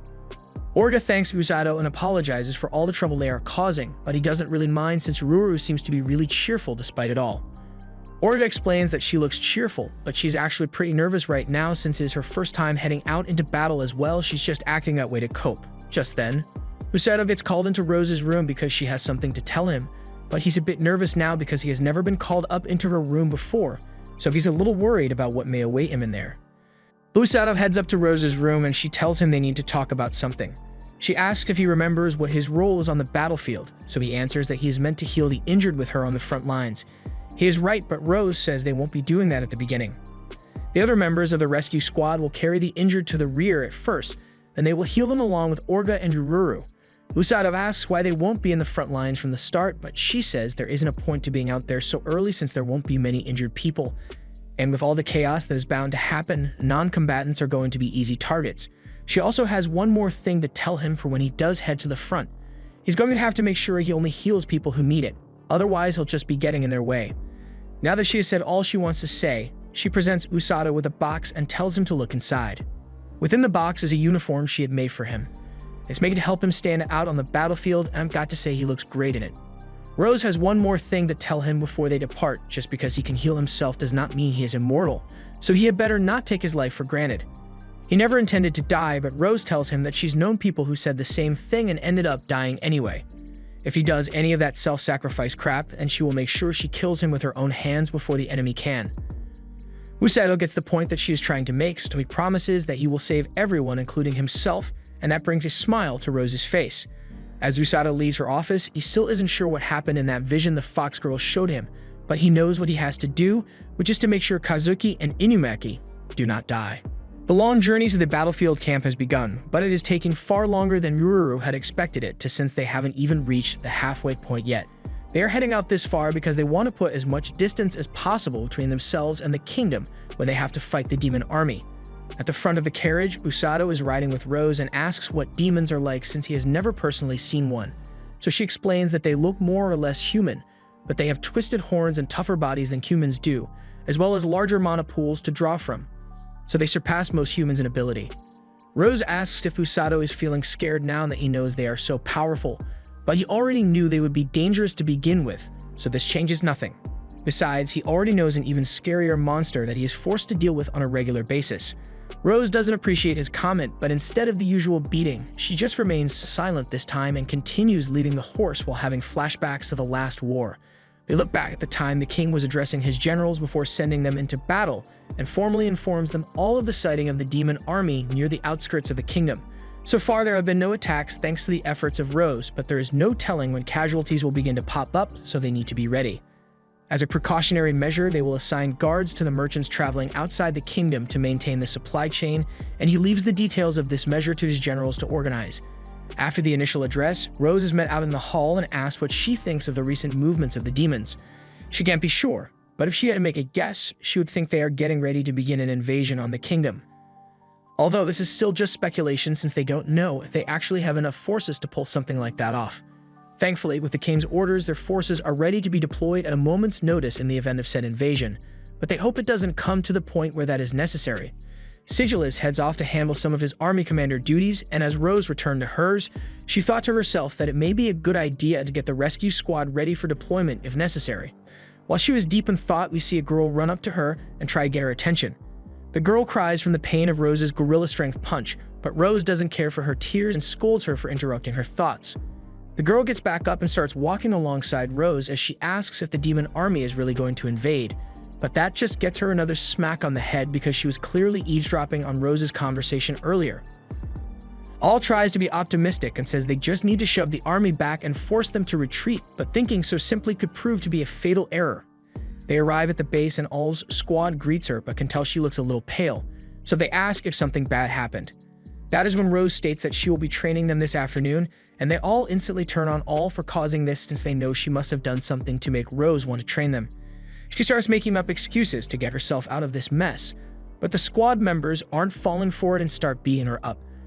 And while that happens, Rose just walks away since all is getting what she deserves already.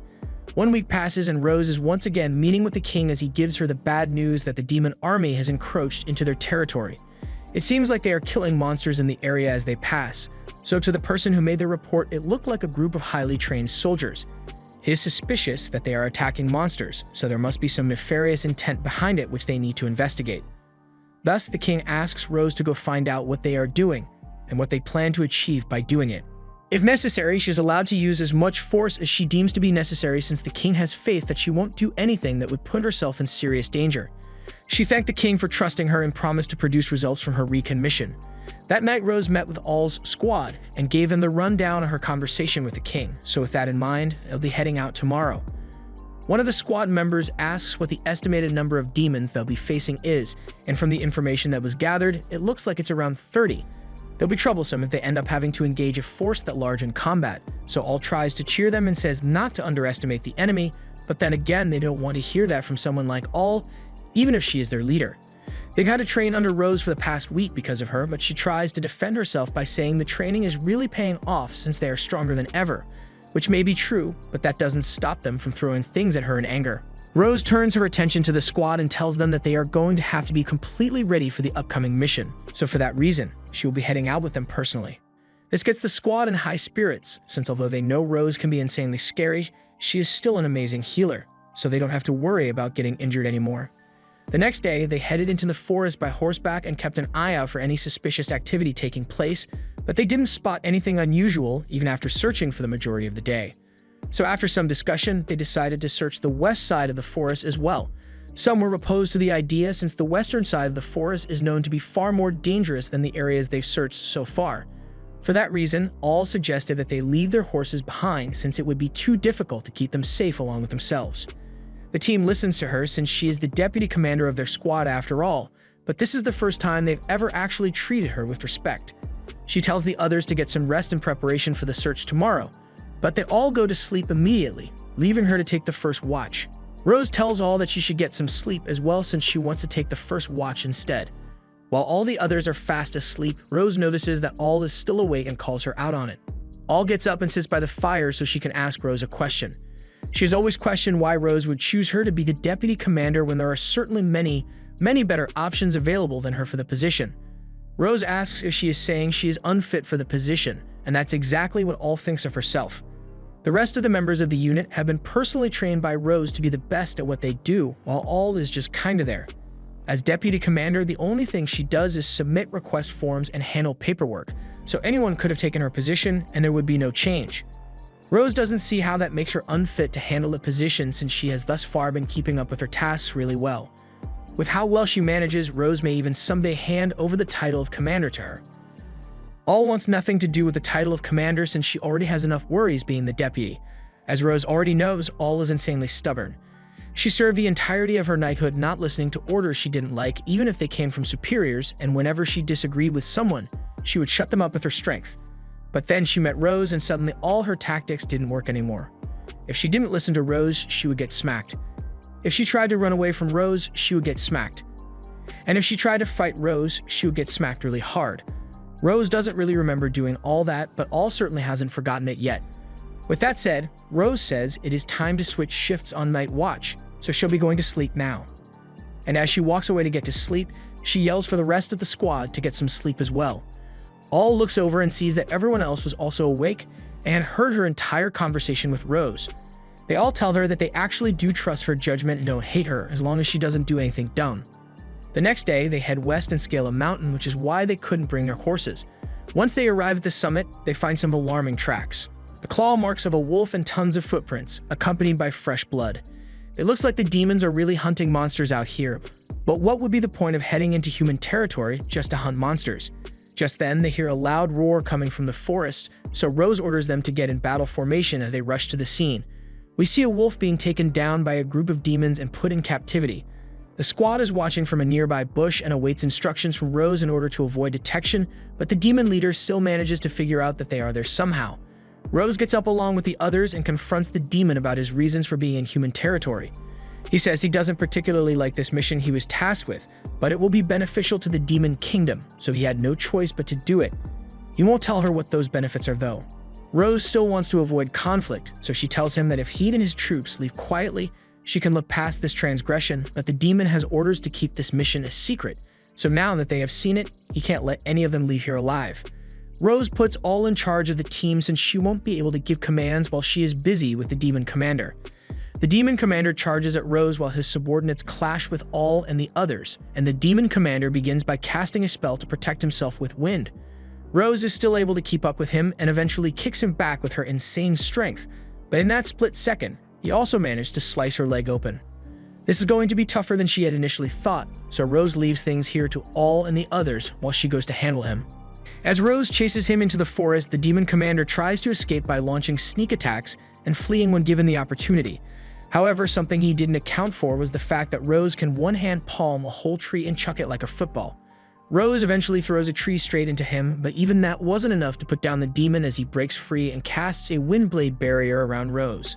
Normally, walking through that thing would cause thousands of cuts that would lead to an excruciating death, but with Rose, she can just heal all the damage taken and walk out like nothing happened.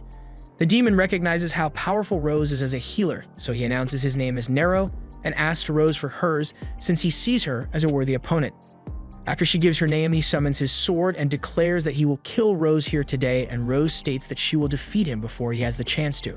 Rose's soldiers can tell that the demons are indeed powerful, but that won't be enough to keep them down since they have their ways of compensating. Case in point, their teamwork strategy where one of them sneaks up behind and casts a sleep spell on the demon to put him out of commission. All is confident that they'll be able to hold their own since they are Rose's personal attack unit, and in Rose's end, she is struggling to keep the demonic sword away from herself. Even though she could heal a sword stab, that ominous red glow clearly indicates that it is imbued with a curse, so she can't risk it.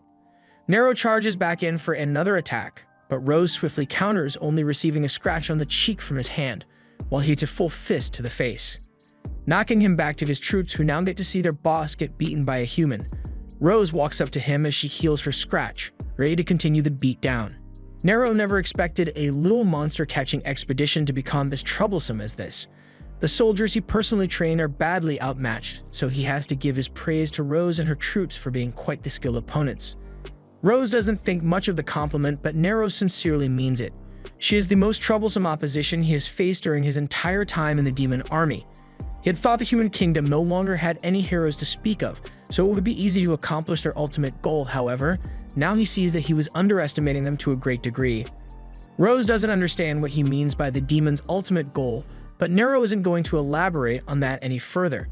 He states that the era where demons live in fear of humans will soon come to an end and their lord will awaken. As he charges up his demonic energy, he shares that although the demon lord may be cruel and terrifying, that's a problem the humans will have to deal with since he promises to bring mercy and victory to demon kind. And to ensure that future of prosperity, he must destroy them completely, even if it costs them their lives. This is where things started to go downhill, as Rose's soldiers were trained well in fighting, but it's a different story when your opponent doesn't care if they get stabbed. They may be able to deal fatal blows to the demons, but that puts them within range for the demons to take them down with every last bit of strength they can muster before they die. Rose sees what's about to happen, so she tries to make it to Naruka to save her life, but Nero runs interference and keeps her busy long enough for the demon to bash her head in before they die together. Rose is shaken by the loss of one of her troops, but it doesn't end there as the demons proceed to take out another one. With complete disregard for their lives, it is almost impossible to defend against their attacks, so Rose's soldiers keep dropping one after the other. Nero doesn't like having to use such dirty tactics like urging his men to die, but it was a necessary evil for the greater good of demon kind. Rose is starting to lose her cool since she has the power to possibly revive her team, and once she makes a hasty action, it is easy for Nero to read her moves and slash her eye out with his cursed sword. Normally, this wouldn't be able to do much to stop Rose since she could just heal, but the sword's curse prevents any type of mana from acting on the cursed region, so she won't be able to use any healing magic to recover. She is still determined to save her team, so she charges forward once more, but with half her vision gone and Nero still standing in her way, she doesn't have much of a chance of succeeding. He proceeds to charge at Rose to finish her off, and with only one eye, she lacks the depth perception necessary to tell when the attack is coming, so she is defenseless now. Nero's slash lands, but rather than hitting Rose, the slash lands squarely on All's chest. All has a smile on her face, being able to save her commander, But with that wound, Rose won't be able to save her. She falls to her knees and turns completely broken as a person. She looks over to the sea of bodies of both the demons mixed with her fallen comrades, and memories of their cheerful faces just makes it all the worse. They believed in her to heal them when they needed it, but she let every single one of them down. She wishes all would have at least tried to run away instead of sacrificing her life, but because of Rose's weakness and pride in her abilities, they perished. Nero stands over her, saying he will never forget the deaths of his comrades who sacrificed themselves for their cause, nor those of the skilled humans who forced them to employ such tactics. Now all that is left to do is kill Rose and return to the demon kingdom, but before he can finish the job, Rose grabs the sword out of the air out of the sheer rage she is feeling, what gives him the right to say he will remember her comrades for her. He knows nothing about them and even ordered his own soldiers to kill themselves, so what would he know about keeping the memory of comrades alive? She proceeds to land right hook after right hook on him, launching him several feet back. He tries to use the distance to activate his wind magic, but Rose meets it before he can activate the spell and pulls him face first into the ground. She then smashes him into the ground, tosses him in the air, and kicks him some more, all before punching him into a tree with astonishing force. And uses the same sword he slashes all with to stab Nero through the shoulder and begins walking to him to finish the job and avenge her soldiers. However, she sees a sight that stops her dead in her tracks. One of Nero's soldiers, who is still alive, is trying to save him despite his willingness to sacrifice his men. But in all honesty, she is probably Nero's favorite since he actually cares about her life and urges her to escape before Rose kills her as well. Amila refuses to leave him behind despite the danger, and she actually manages to free him successfully. However, before Rose could finish both of them off, she stops as Amila reminds her a lot of all, so she can't bring herself to kill her.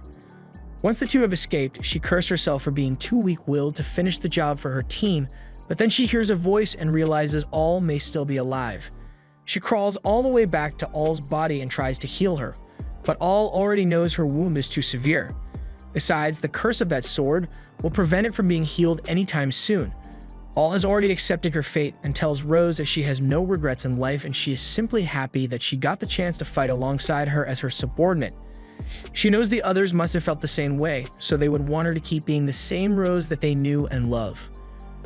All passes away soon after, leaving Rose as a shell of her former self. She returns to the capital to report what she has learnt of the demon's plans and the likelihood that once they revive the demon king, that they will invade the human kingdom. After her report, Rose makes a request of the king asking that he remove her as the army commander and revoke her knighthood. She no longer feels like she has the right to call herself a knight after she let her entire team die out in the field. She has nothing more to say, so she leaves the castle to go on her walk of shame home. As she walks through the streets, she gets called out by an elderly couple who recognize her as the commander of that squad. They say their son's name was Josh and he served under Rose, so she is prepared to take whatever manner of verbal abuse they wish to throw at her for getting their son killed. But on the contrary, they actually wish to thank her for helping Josh live a more fulfilled life. He was always kind of a bum before, but once he met Rose, his life turned around for the better. Rose keeps their kind words in mind, but she still can't bear to forgive herself for her failure as a captain. A month later, Rose was settling into her depressing life and had a chat with Sigillus about a visit the king paid her a couple days ago. He came all the way out here without a single guard just to see her, so she was quite surprised. She hasn't left this house for a month now, so Sigillus asks if the king wanted to convince her to rejoin the knights, but that's not the case. He came for the same reason Sigillus is here now, to make sure she doesn't send herself to the afterlife out of grief. Sigillus grabs her out of anger, but she tells him to calm down since she is not going to do anything stupid. He releases her, although he is still concerned for her well-being and asks how her wounds are doing. The curse of the sword was only temporary, so she was able to heal herself after a while, yet she still chooses to leave her eye unhealed as a reminder of how she failed her team. It will be her punishment for allowing them to die, but now she wonders what she is meant to do with this life of hers. She has considered going to hunt Nero down and kill him, but it's not like that would do much good. She takes a breather to cool off and sits in the dining area. But then memories of the good times they shared together come flooding back and she is hit with another depressive episode. Just then, she begins hallucinating of All, and while she is still dead and gone, the hallucination reminds her that the Rose the team knew would never sit around and brood like this. They would have wanted her to keep her usually spirit high and fight in honor of them, so Rose now understands what she needs to do. She will act in a way that her fallen comrades can admire, so first, in preparation for the next battle that is bound to happen in the near future, she wants to make sure that no soldiers have to die out on the battlefield, so she will create a team to rescue them. She will need at least 5 people to start with, at least 2 other healers, and one other person as powerful as her. Someone who can run through the battlefield and heal the fallen while also taking out threats along the way. And that person is sitting right next to her now, so she tells Usado that she is glad she got to meet him. That came out of nowhere, so it freaked him out a little, but Rose tells him he has no idea how precious his existence is to her. Imagine if all healers were able to do the things she can do. It would probably be the end of the world, but the point is that it is not possible for something like that to happen. He is the only other person who has grown this strong, so she is certain he won't die if she brings him with her, and her confidence in him puts a smile on Usado's face. After a long and tasking journey, the team finally reach the front lines and spend the night out in the wastelands. While everyone else is still asleep, Usado gets up early in anticipation for what is to come. As he stares off into the lands, he is noticed by Inumaki, who is up early as well. She communes how this suit looks almost exactly like Rose's, and then proceeds to ask for his opinion on her own war outfit. Usado does not particularly care, but she is really milking it to get a compliment out of him, so she tries baiting him into asking about what is so special about the suit. He still doesn't care, but that's not going to stop her from telling him. It was apparently designed to work well with her thunder magic as well as not hinder her movement in any way. She is really excited. Usado can tell she really likes it, but he wouldn't have guessed she was the type to like things like this over cute stuff. However, she protests that she also likes cute things as well. For instance, she used to grow cactus back on Earth to soothe her heart, but Usado doesn't see how she could consider cactus to be cute. Since Usado doesn't think her cactuses are cute, then she wants him to soothe her heart instead. She's taking a real leap in logic, but she had expected Usado to fall for her by now, and the fact that he hasn't yet must mean he is a tsundere, and she is done waiting for him to warm up to her. The only thing he can do is call for help from Kazuki, and like a true bro, he shows up as soon as he sensed that his buddy's virginity was in danger. He drags Inumaki off to have his strategy meeting with Sigillus, but she promises to come back for Usado later. With that more or less taken care of, he looks back out into the wastelands, and he is feeling a little more calm now. The army has been posted up in formation, ready to intercept the demon army with a preemptive strike. From the information they got from their scouts, the demon army should be arriving in about half an hour, and once that happens, they will launch a magic attack. With the opening they'll get, Kazuki and Inumaki will engage the enemy forces in combat, while the rest of the knights try to clear a path for them to the enemy commander. If possible, it would be best if they were able to take the commander's head, but they shouldn't do anything too risky. They head out to their posts, and Kazuki asks Inumaki if she happens to be nervous about the upcoming war. Her behavior earlier with Usado was out of character, meaning she was probably trying to distract herself. Kazuki can be really perceptive when it comes to other people, and while she is a bit nervous, she is also somewhat excited to feel the thrill of battle for the first time. She is a lot different than she was back on Earth, but she has no reason to hide it because Usado has already accepted her and all her weirdness. Kazuki missed that portion of character development, so he'd love to hear about it later, but as for right now, they have to focus on the battle ahead. Just then, the two feel something coming from the wastelands, so they prepare themselves to begin the fight. The demon army is now in full view, so the mages begin casting several volleys of light magic at them to give Kazuki and Inumaki the chance to get in close. They'll be spearheading the attack, so there's no room for hesitation. However, after their magic attacks landed, it was revealed that the army they saw was nothing more than an illusion. This poses a problem since if that was an illusion, then the enemy could pounce on them at any moment.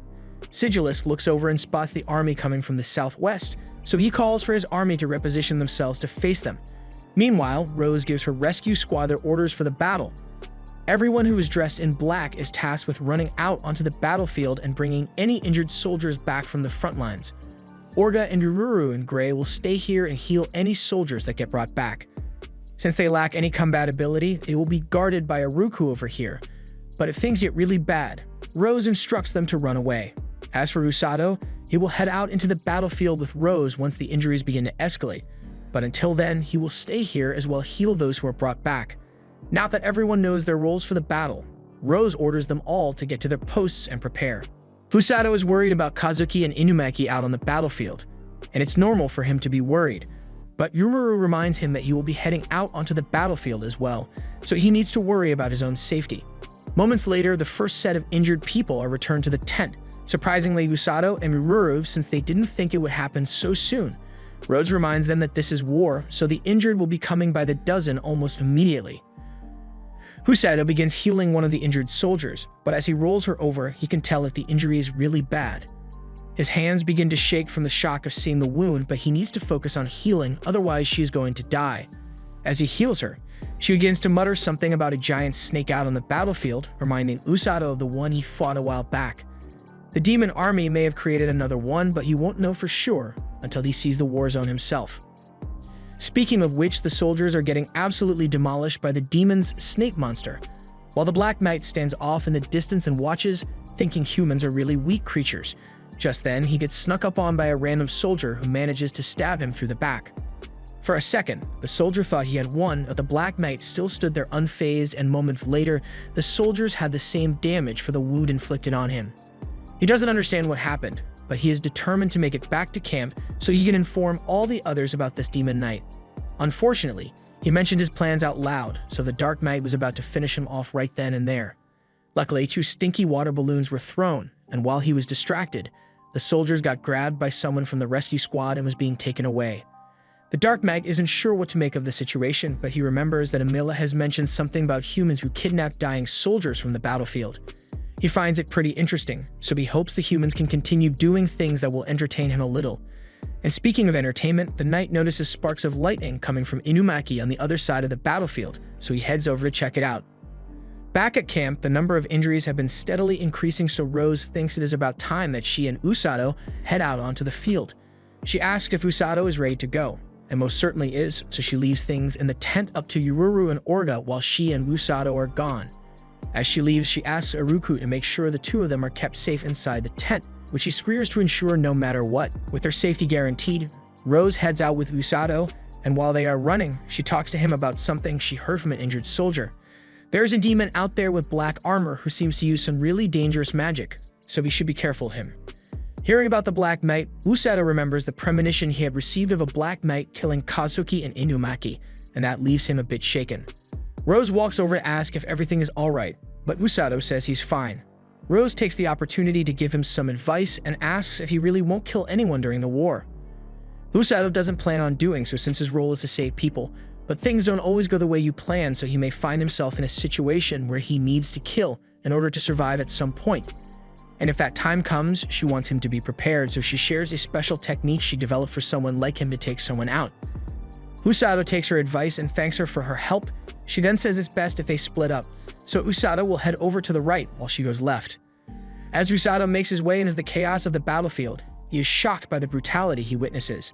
Still, his job takes precedence, so as he sees a demon about to kill one of the soldiers, he rushes in and grabs the guy while also dodging attacks as he escapes. Rose does the same thing on her end, only she doesn't bother with dodging the attacks and just stomps the demon's face in. Usado has just finished healing the injured soldier and tells him to rest a bit before rejoining the battle. He then runs off to go help more injured people on the field. On Inumaki's end, she has just taken out a whole squadron of demons almost single-handedly, and she is thanked for her help in the battle. She tells the commander to get the injured troops back to the rear so they can be healed, but she'll keep pressing forward. She takes a moment to look at the damage she has done to the demon army, but for some reason, she isn't as enthusiastic about it as she was earlier. Kazuki comes over to ask her how she is doing, and she says she is perfectly fine. They still got a long way to go before they reach the enemy stronghold, so she doesn't have time to slow down. Kazuki tells her about a snake monster he heard was let loose on the battlefield, but unfortunately, they do not have time to go handle it since their main objective is to reach a demon stronghold. Inumaki agrees with him, but before they can head for the stronghold, they find themselves cornered by the Dark Knight.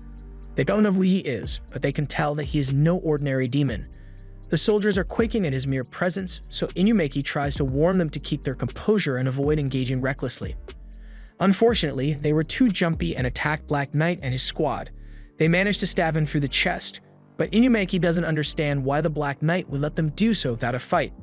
Black Knight knocks them away, and moments later, the damage they had done to him was reflected back at them, leading to several abdominal stab wounds. Kazuki tries to use his light magic to fight back, but Inumaki stops him because she has a bad feeling about this. The light attack just barely scrapes the Black Knight, but he still isn't fazed by it. Kazuki asks why she stopped him, so she explains that she thinks Black Knight is using some sort of reflection magic, so any damage they do to him will be reflected back onto them. And her theory is proved right as Kazuki's shoulder begins bleeding from the wound he had given Black Knight. Black Knight is impressed by how quickly Inumaki managed to figure out the trick to the armor, but now that she knows his power, he can't let them leave alive. The two of them seem to be strong, so he's going to enjoy watching them struggle as he kills them. Usado is still out running in the field when he suddenly starts getting visions of the future again. It is incredibly painful, but he can't heal himself, so he wonders if this means something bad happened to his friends. He isn't able to run as effectively anymore, so he nearly gets caught lacking by a demon. He's able to dodge out of the way, but still can't move much afterwards. Luckily, he gets saved by the guy whom he had helped earlier, and once he gets back to his feet, he asks for directions on where to find the two heroes so he can go help them. The soldier tells him that they should be in the front, so he runs off to aid them. Meanwhile, Kazuki and Inumeki are wondering what to do about the demon in front of them, so Inumeki proposes a plan of action. Kazuki believes it to be too dangerous to attempt, but it's not like they have many other options. Once their strategy meeting is complete, Black Knight attacks them with his tendrils, so they dash forward and Inumeki initiates the plan by blasting a dust cloud in front of the knight. Now with his vision obscured, Inumeki and Kazuki launch a series of light cuts all over his body to test the limits of his reflection magic. Unfortunately, he was still able to reflect the damage back at them despite not being able to see it happen. However, one cut on his back wasn't reflected, so she wants to try one more thing. Kazuki is skeptical, but he goes along with her plan anyway. Inumeki uses her magic to increase her movement speed greatly, while Kazuki uses his light magic to blind Black Knight. Her bet was if Black Knight can't sense the attack coming, then maybe he can't use Reflect on the attacker. She stabs him through the throat, and it looks like it may actually be working since he seems to be struggling. She tells Kazuki to take the opportunity to strike while he's incapacitated, but then Black Knight reveals that he was just faking it the entire time. He reflects the damage Inumeki did, and she starts coughing up blood, but Kazuki has it worse since his guts have been impaled. Black Knight does need to know where the attack is coming from to be able to reflect it, and he can choose when he wants to reflect damage as well, which is why he left that wound on his back just to mess with them. Now, both the human heroes have essentially been doomed to death. Usado is still making his way to their location, but it looks like he may have been too late to save them. We get a flashback to when Inumeki and Kazuki were back on Earth and had just finished a presentation that promised to bring good change to the school district. She credits his hard work on preparing the documents for their successful meeting, but Kazuki believes it was really all due to the trust the teachers have in her. Just then, Kazuki realized that he had forgotten his bag, so he asked Inumeki to go on without him for now, which led to the fateful encounter that day with Usado as he lost his umbrella. Her life is currently flashing before her eyes, and it's incredibly boring, but she is glad that she got the chance to meet Usado along the way. The battlefield falls silent as the heroes of the kingdom have just been slain, and the morale of the demons is at an all-time high right now. Black Knight walks over to the soon-to-be corpses and prepares to finish the job so there is no chance of recovery. However, before he can bring the sword down, he turns around and finds Usado right there with a punch already charged up. Black Knight got hit so hard that he became a Beyblade for a second there. But once Usado regains his bearings and looks at the scene, he is horrified to find that he may have been too late to save them after all. However, Kazuki is still breathing, and as long as there's still the slightest bit of life in them, Usado is going to be able to heal them back up to full strength. From the darkness of death, Inumeki slowly wakes up and sees Usado's face for the first time since this war started. She's glad to be alive, but the battle is not over yet since Black Knight has gotten back up. It turns out to be a girl under the mask, and the very fact that Usado's punch left visible damage means he must be doing something right. Black Knight is enraged that she got punched in the face, so she charges at him. But Usado didn't come here for a fight, so as soon as he got Inumeki and Kazuki in his arms, he starts running away at max speed. One of the surviving members of the demon army tries to stop him from running away by swinging his axe at him, but Usado just jumps overhead while Inumeki seizes the opportunity to assist and fires off a lightning attack. As Usado continues with his escape plan, the Kingdom Knights do everything in their power to keep some distance between the heroes and the army. The break gave Usado enough time to almost fully heal the wounds of both Kazuki and Inumeki, so they should be fine now. Inumeki is about to tell Usado about the nature of Black Knight's magic, but she gets interrupted when Usado spots a sword flying in her direction. The sword is dodged, but that was a close one, and he still needs to get back to the other soldiers if he can heal their wounds as well.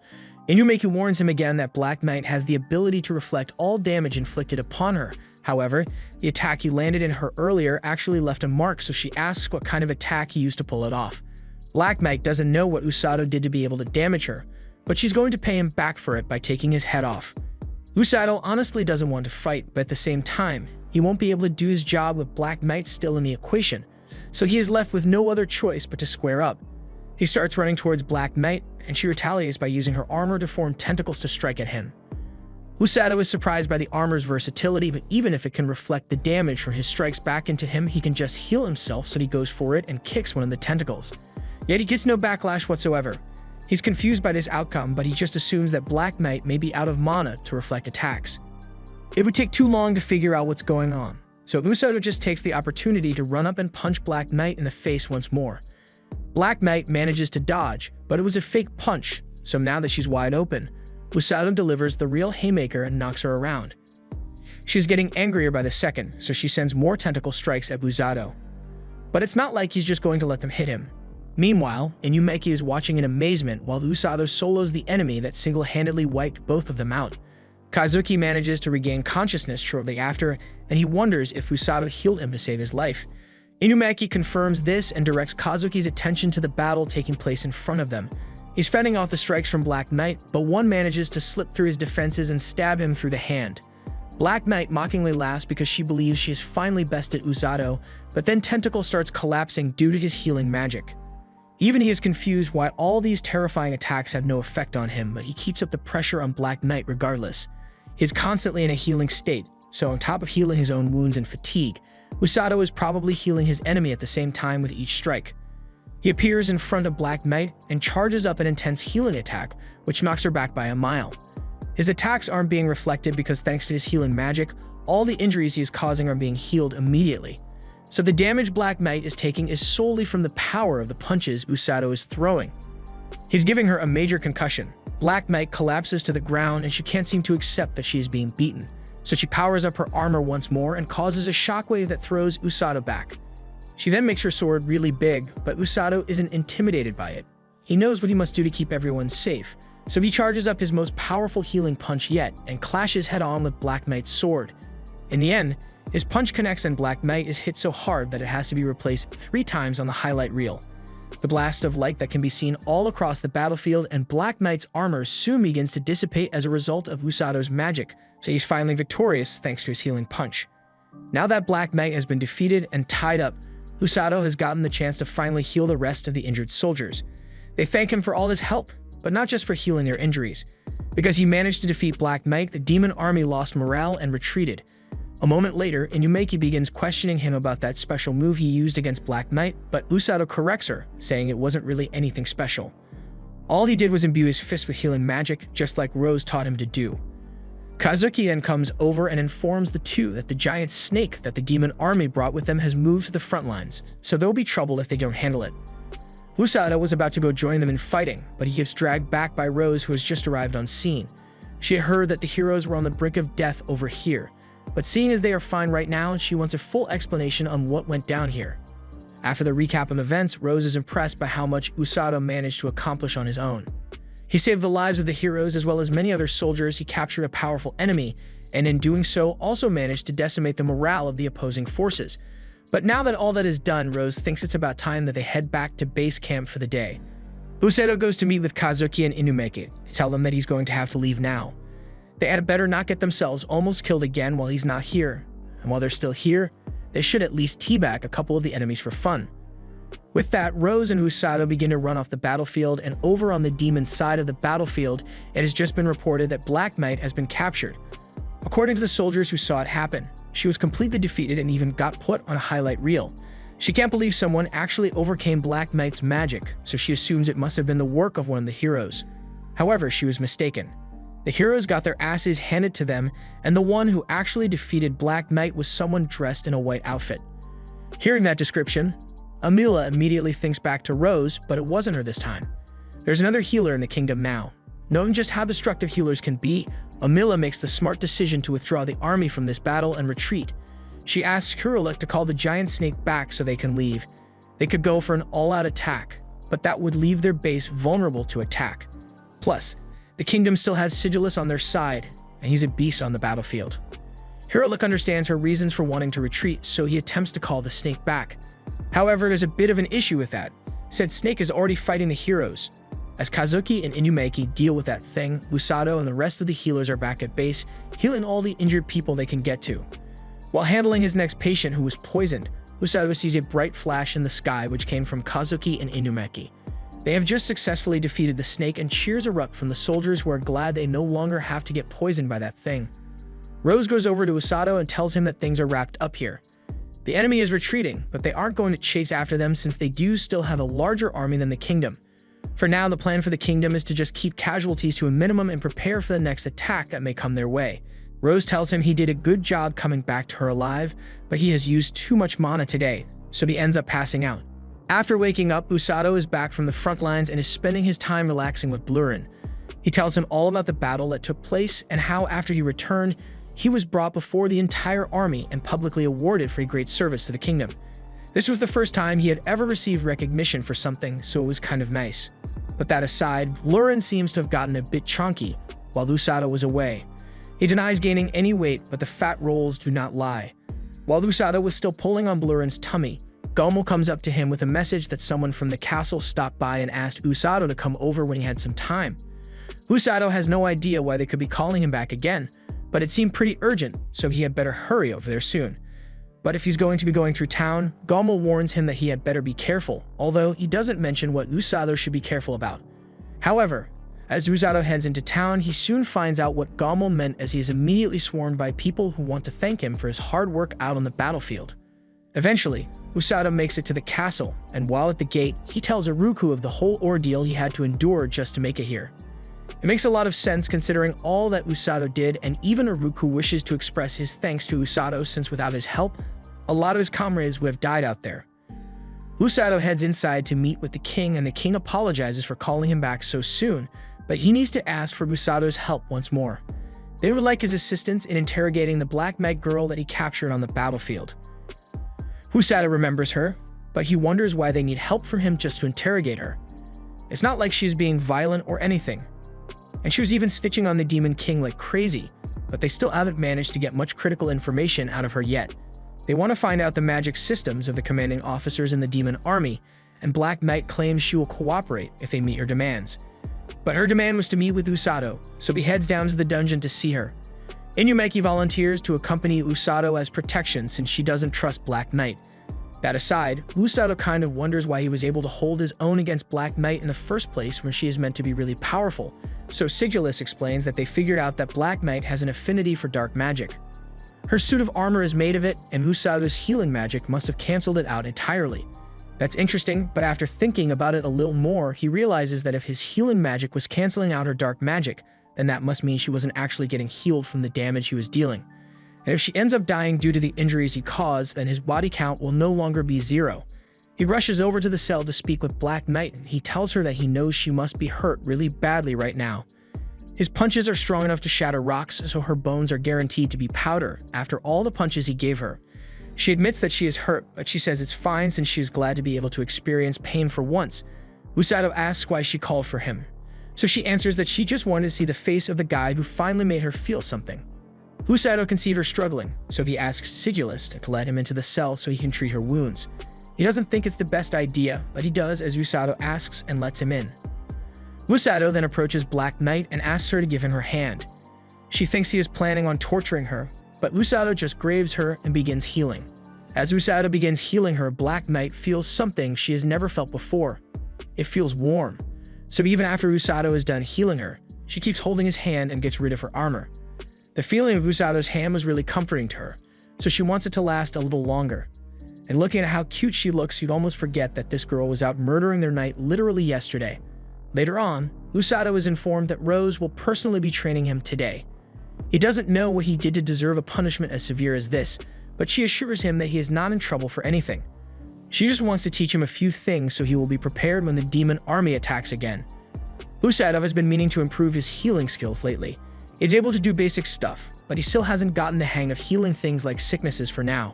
There are steps to learning how to do that, but for now it's still too advanced for Usado to learn.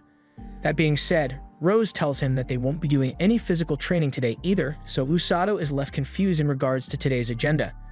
His confusion soon turns to worry as he sees Rose warming up by twirling a massive rock on her finger, and after she's done with her stretches, she declares that she's going to punch Usado. He's been relying on his healing magic to save him all this time, so he never learned how to actually dodge hits, but that's going to change today. Usado doesn't want to do it, but Rose has a good reason for this training since he won't be able to heal wounds if they are caused by something like a cursed blade.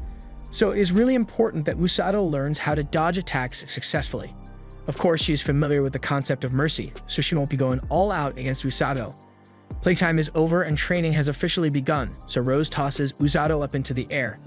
He is able to control his body and land safely on the ground, but as he does, Rose was right there waiting for him and proceeded to punch him so hard that the world starts spinning. Usado was knocked out cold, so when he finally woke up, he was a little relieved because he thought that the whole ordeal about training might have just been a dream.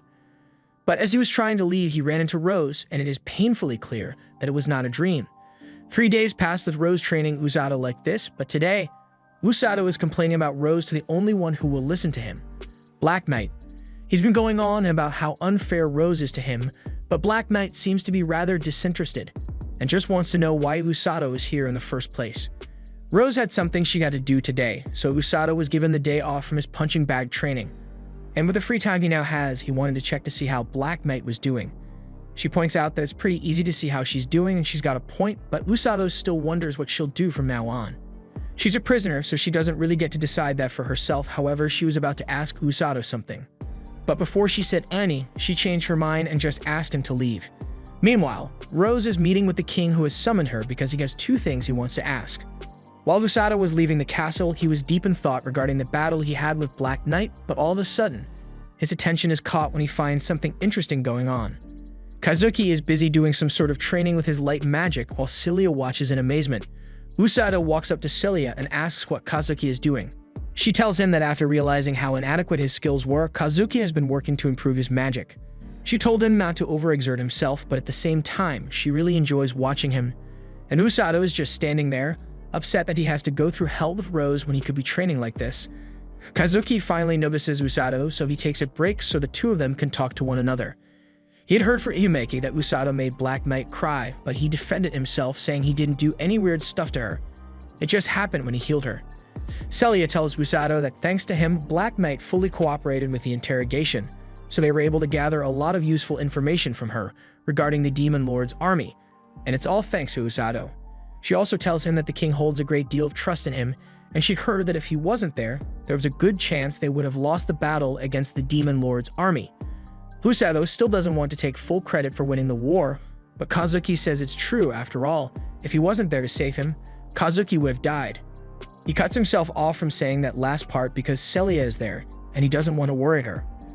Usado leaves shortly after, and Kazuki is ready to resume his training, but before he can leave, Celia grabs him and asks for all the details about what he said about possibly dying. Watching Kazuki's reaction, Usado can tell that he probably hid the fact that he almost got killed from Celia. But that begs the question, what's going to happen to Black Knight now? She already snitched to the satisfaction of the king, so they'd gotten all they could need from her. So they might just execute her. Meanwhile, back in the prison, Black Knight wonders what Usado could have been trying to accomplish by coming here, but she did enjoy his company. So when she heard footsteps approaching her cell, she got excited thinking it was him. However, it turned out to be Rose.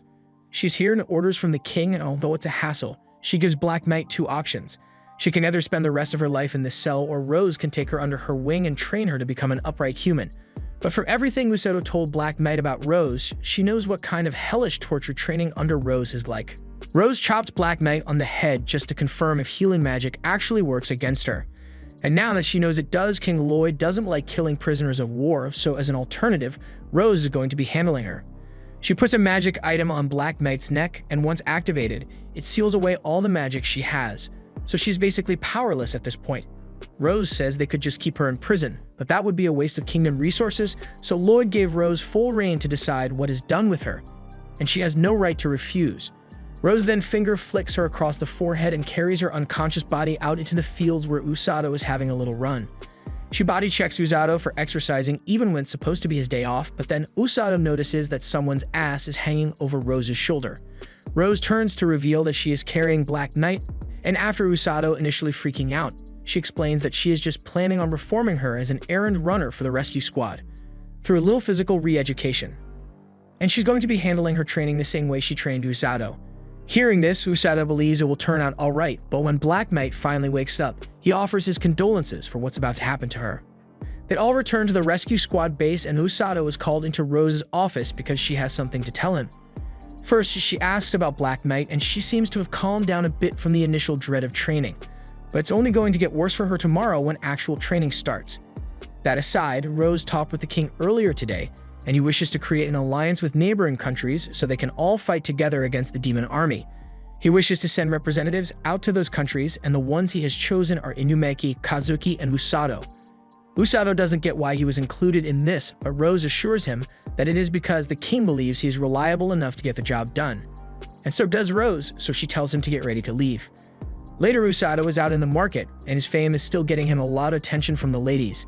As he walks down the street, Usado thinks about how his mission is important to protect the kingdom, but he gets interrupted by Inumeki, who is really trying her hardest to ship herself with him after all the relationship progress Usado has had with Black Knight. Unfortunately, Usado ignores her because he spots that fox that gave him visions of the future and dashes straight at her. Holding her in the air, he says he needs to speak with her. But it seems she was already expecting this because she tells him he needs to pay her back for the favor she did for him last time. And to do that, he has to save her mother. That wasn't what Usado was expecting to hear when he saw her, but Inumeki ignores the serious tone entirely and starts fawning over how cute the fox ears and tail are. They continue the conversation and act like Inumeki isn't there, but the fox girl wants to be let down so she can talk properly. Once her feet are no longer off the ground, she reveals that her name is Amako. And as you may have guessed from her appearance, she's a fox beastkin. She asks to go somewhere private so she can give him all the details. Back at the rescue squad base, Black Knight is being forced to go through the same training Usado did. But she's not built for this, so she is easily overtaken by the others. She may be a demon, but their faces are scarier than anything she's ever seen before, and her body can't take much more of this running. So she eventually collapses on the ground from exhaustion. She doesn't care anymore and is fine with just laying here until she dies, but she gets a swift spanking from Rose, reminding her that there are fates worse than death awaiting her if she doesn't do what Rose says. While all this is going on outside, Usado is inside with Amako and tells her that it should be safe for them to talk here since everyone is out training right now. But he wants to make sure she is really alright with Inumeki being here since she is acting all weird and stuff. Amako doesn't mind since she is sure that Inumeki can keep it a secret. She knows Inumeki is one of the heroes, and she also knows Usado's name and that he uses weird healing magic to fight. Usado has a lot of stuff he would like to ask her, but to start with, he asks why she showed him that vision of Kazuki and Inumeki dying. Inumeki has no idea what they are talking about, but Amako answers that she had to do it, otherwise the heroes would have died and the kingdom would have fallen to the demons. This confirms that what she showed Usado was a prophetic vision, and Amako elaborates by saying she possesses magic that allows her to see into the future. She first saw that vision she showed him 1 year ago, so she knew the kingdom was in danger, so she could have just left. However, she felt it would be wrong to leave behind the country that took care of her. Plus, there was no way she would let Usado go after she spent so long trying to find someone like him. She has been looking for a healer for a long time, which is why she came to this kingdom from the Beastkin country in the first place. The Beastkin country is really far away, and I mean really far, so Ameko must have walked thousands of miles all by herself just because she wants to save her mother. She says her mother hasn't opened her eyes for a long time now and no amount of medicine could help her, so Ameko was forced to leave the Beastkin territory in search of a healer. Humans are the only ones who can be born with healing magic, but most humans are also very discriminatory against beast people, so no matter how many times she asked for help, no healers would agree. Usado asks why she didn't go to Orga or Ururu and ask them to help her mother since he is sure they would have been willing to assist her. But while that may be true, those two are incredibly weak, so they would never survive the journey back to the beast territory. She makes a good point, but if the journey is too dangerous for a weak healer, he asks why she didn't go to Rose for help. But have you seen Rose, there's no way Amako would have ever worked up the courage to ask. And even if she did ask, Amako has already seen visions that tell her that Rose would say no. Not that she wouldn't want to, but her role in the kingdom is too important for her to go on a journey like that. That leaves Usado as her only other option, and from the first moment she saw him, she knew that he was the kind of person who could help her, which is why she made contact with him. She once again asks Usado to come with her to the Beastkin territory and save her mother, but it's not as simple as she had thought it would be. Usado is pretty important in the kingdom now, so he can't just go on random trips whenever he wants. Although that doesn't mean he can't go, since he was recently tasked with traveling as an ambassador of the kingdom, so he might be able to stop by the Beastkin territory along the way.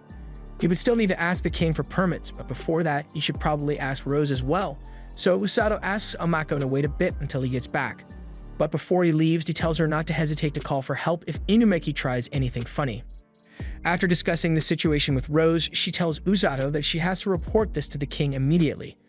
If what he says is true, then Ameko is an oracle of time, and they are responsible for predicting calamities before they happen and sharing that knowledge with the Beastkin.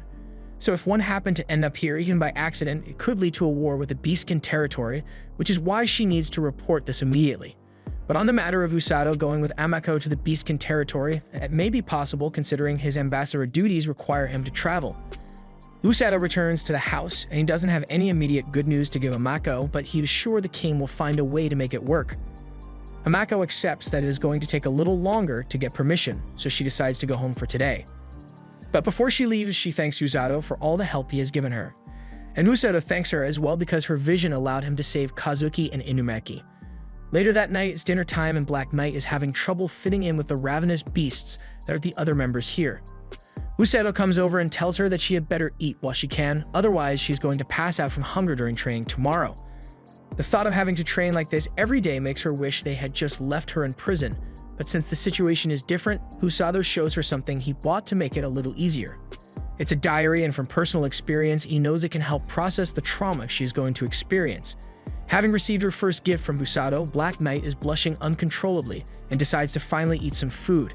The next day, she began using the diary to document the events of the day, and it was as traumatizing as ever. By day 5, Usado joined in the morning run for the team, but she couldn't understand how he managed to keep running for so long without getting even a little bit tired. It was at this moment that she realized Usado was a monster. By day 10, she was getting more used to the training, but hears some loud banging noises coming from deep in the forest, and she's starting to get curious. Since Rose wasn't around right now, she decided to ditch training for now and go check out what's happening. There she found Usado standing in the middle of the woods right before he gets punched in the face by Rose and sent flying into a tree. Usado is alright, but I can't say the same for the tree he crashed into. He gets back up and immediately gets mad at Rose for switching attack directions halfway through. Rose just tells him to adapt to it, so after butting heads, they both head back to their sides to resume the match, and Black Knight watches as Rose disappears from his line of sight and charges towards Usado.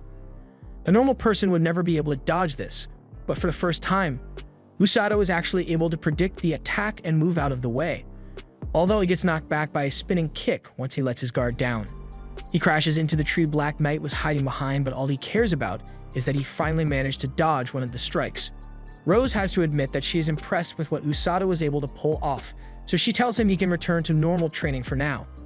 She also spotted Black Knight, so she addresses her as well and says Usado is in charge of her training for today.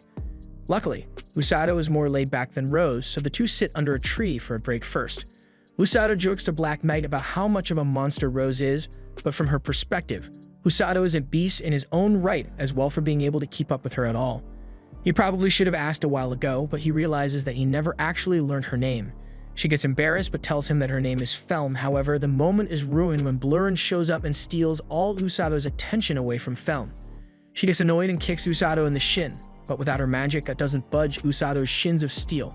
She was about to ask him to say her name, but Blurren strikes again and hogs all the attention by starting a race with Usado. Felm refuses to lose, so she starts running at full speed out of frustration at Usado, but by the end of the day, she was completely worn out.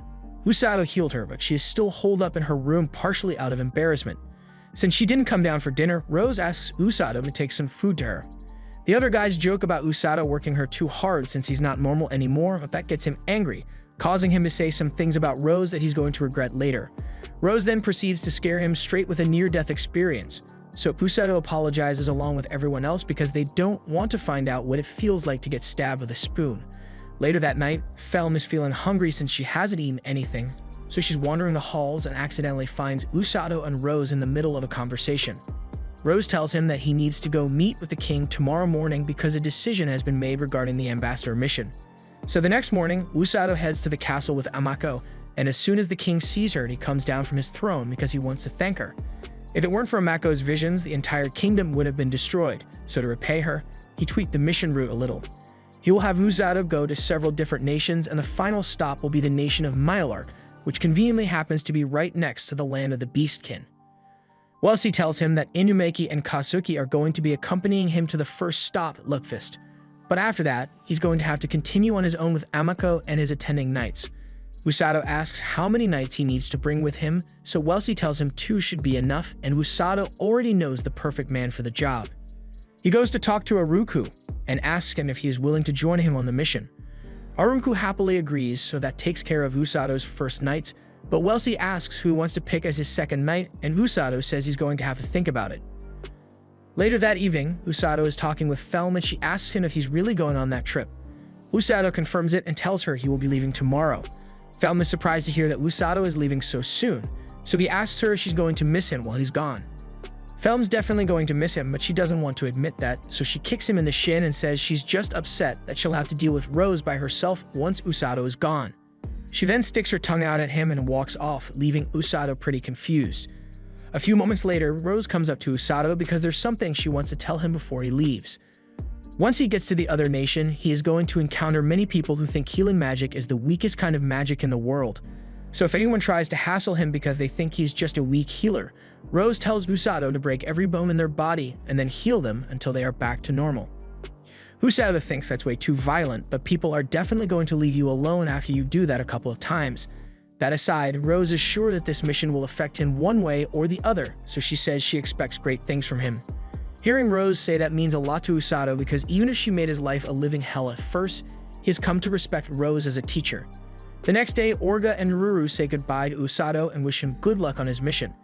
And after Kazuki is done saying goodbye to the princess, the group sets out on their journey. Usado is excited to see what happens when he arrives in a new city with all new people because this is sure to be an interesting adventure. The end.